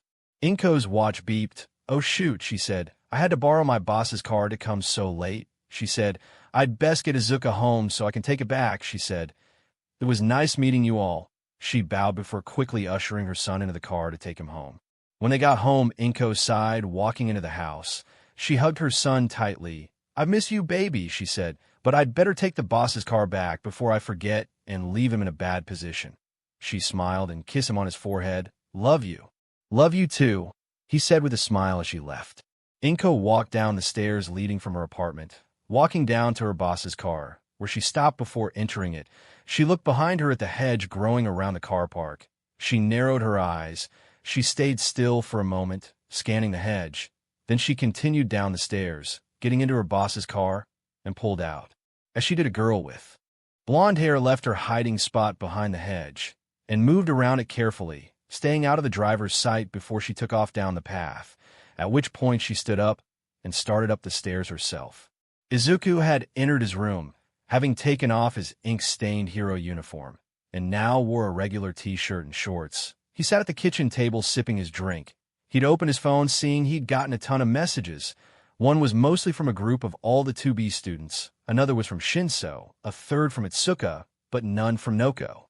He put his phone down, knowing he'd have to send a message to the shrine and answer all the messages people had sent him, but just trying to process everything. As he lifted his mug, he heard a knock at the door. Izuku stood up. He walked over to the door and opened it. Standing outside with a big smile on her face was Himiko Toga. Toga, Izuku asked, smiling. What are you doing here? She waved him off. Oh, heard you were back in the neighborhood. Came round to visit. Really? He asked. Who told you I was here? Your mom, obviously, Toga said, rolling her eyes. Saw her on the way in. She just missed me through. Can I come in? Izuku stepped out of the doorway, and she entered the apartment. He shut the door after her. So what have you been up to? Izuku asked his guest. Toga shrugged as she pulled a chair and sat down in it. Same old, she said. Unpaid part-time secretary work for heroes, she said. Though there's been some trouble with my last one, she said. What kind of trouble? Toga frowned. I shouldn't mention it, but one of my old coworkers misplaced a bunch of BLD bags that were supposed to be donated by the agency to a hospital. My coworker Hatchet Man, you know the guy with the axe hand? She asked, and Izuku nodded. He said he'd take them to the hospital. Then when he comes back, he acts like he has no idea of anything, she said. Second that happens, everyone's scrambling to look for the BLD bags. I decided to, well, seek employment elsewhere. That's horrible. I know. A lot of people were counting on the BLD. Nobody knows what Hatchet Man could have even done with them all. More so since he's never been the type to lie, she sighed. But 30 bags of hero BLD don't just magically vanish. Sorry, Toga, that sounds awful, Izuku said. What do you think they'll do with Hatchet Man? Toga sighed and shrugged. Who can say? She looked away from Izuku. I know he messed up, but surely it can't be that bad. Then she shook her head. Don't think I don't know what you're doing, Izuku. Trying to help me with my problems while I'm here to help you with yours. Izuku's smile strained. You got me, he said. It's nothing major is all. I'm more worried about everyone else. I'm worried about you, she said, sliding her hand over the table to his own, where she squeezed it. Izuku, you died again, she stressed. Izuku scratched the back of his neck. I know, it's just Dash. Just what? She asked. It's a big deal, Izuku. Even if you don't care, people around you do. I'd be crying for months if you died. I'll bet your mother doesn't let you go back to UA after all those league jerks showed up looking for All Might, Toga said. And where the hell was he anyway? Probably super busy, saving a whole bunch of lives, Izuku said. Toga opened her mouth to speak, only for a second round of knocks to stop her. Izuku got up, and Toga pulled him close. Izuku, sorry, can I use the bathroom? She asked quietly. Izuku nodded and pointed the way. She smiled and rushed off, while he opened the door. A man stood outside, shirtless with a large H painted over his pecs. A metal mask with a padlock hanging off one side covered his face. The glint of light drew his eyes to the left hand of the person, a large axe prosthetic instead of a hand, and he wore green baggy military pants. In other words, the chopping hero, Hatchet Man, stood outside his door. Hey pup, Hatchet Man nodded at him. A habit Izuku knew. He only had caused his mask's eye holes often made it hard to know where he was looking. I've been looking for someone. People say you know these streets better than anyone, he started. She's been working as a secretary for our agency, young blonde girl about your age, he said, getting a picture showing Toga, now dressed more professionally, in a black suit and skirt, with her hair tied into a ponytail. Her name is Himiko Toga. Izuku nodded. Toga, he said, crossing his arms. Toga, I'm not asking for anything right now, Hatchet Man said. He reached into his other pocket and pulled out a card. Just if you see her around, let me know, okay? Izuku took the card and the photo. Is she in trouble? Course not, Hatchet Man said. Just need to get in touch with her. Since she's leaving us, we wanted to recommend her to another agency. Hatchet Man stepped away from the door. Anyway, I'll go now. You make sure you lock this door, all right? Yes, sir, thank you, Izuku said, shutting and locking the door behind him. He walked over to sit back down, look into the bathroom where Toga was supposed to be, only for his phone to ping again. He picked it up, finding a message from Toga. Sorry, Izuku. Remembered I promised to pick something up for my mom. Left through the window, sorry. And then a string of sad emojis. Izuku sighed. Better go close the window then, he said. Meanwhile, Toga retrieved a long case she'd stuffed into the hedge. She looked back, seeing Hatchet Man leaning against a railing, facing toward him. She turned and walked calmly, leading him to an alleyway. Who is he? Hatchet Man asked, dropping out of the sky. Then he stood, thrusting his axe hand out, the blade of which seemed to extend. Is he part of this? Toga opened the long case and roughly tossed it to the floor. Two long, double-sided metal blades leapt out of it, and she grabbed them, forcing them together in a large bladed ring. She messed with her hair and gritted sharp teeth. You talked to him, she said, twitching. You dash, she snarled. You looked at him. Hatchet Man stepped forward. Game's over, Himiko. Come back to the agency and tell us where you hid the BLD bags. People need them to live. Let them die. Toga screamed. You talked to what's mine. She raged, spinning the blade around her own wrist, slicing and cutting it. Then she moved it toward him, but caught it at the last second. He raised his axe, blocking the blade, but the BLD shot off it and ran down his helm. He moved to wipe it, and Toga spun with a scream. Swinging her blade with her, which tore through his skin, he moved back, trying to cover his wound, but Toga's body changed, growing to about 12 feet tall, spouting green and white fur, gaining a fox-like muzzle and ears. She kicked him back. He toppled over into several bins while Toga stalked over to him. He's mine, she stated, dragging her ring behind her, leaving a trail of sparks as she walked. Then she lifted the blade, firmly clutched in her hand. Mine, mine, Mythiathean. She swung the blade at the hero, chanting mine, mine, mine, mine, mine, mine, mine. In time with her swings, BLD gushed out of the hero's corpse, but she just kept mashing him into the ground. Eventually she stopped, mostly to watch what was left of him twitch. She raised her bleeding wrist and started sucking the BLD out of it, almost smiling as she tasted the BLD of the friendly, yet timid woman who'd freely offered her some of her BLD. If only she'd realized back then that when she transforms, she bleeds someone else's BLD back then, maybe she'd never have nearly starved so many times. She transformed into the man before her, opening pockets, finding his phone, finding a message from their old agency on it. Leave that girl alone, hatchet dash, was all she needed to know. She smashed it on a wall and pulled its SIM out of what was left, tossing the rest of it down without a care. She pulled out her own phone, seeing a smiling picture of Izuku greeting her. Later, baby, she said. I have to work, she said. As she lowered her phone, she saw a smiling gray-haired man wearing a purple suit smiling at her. Himiko Toga, right? He asked. Heard you've been stockpiling data stolen from heroes and, murdering some of them, he said, gesturing at the corpse behind her. And you are. Think of me like. Her frowned, waving his hand about. He snapped his fingers, like a talent agent. But for villains, tell me, Toga, you ever considered throwing in with people more your equal? Toga walked over to him. Putting her ring on her shoulder, she changed back to her own form and wiped BLD off her face. Maybe I am. What's it to you? Keep an arm on her shoulder. Girl with that quirk, skill, and, we'll say finesse, he stressed, could go far and hurt many different people if she went pro. This marks the end of part 1 of What If Deku Had the Strongest Support Quirk Ever? A big thanks to our hero for granting the permission to feature this amazing fanfiction. Please like the video and subscribe to Deku Universe for more interesting stories. Thank you and see you soon.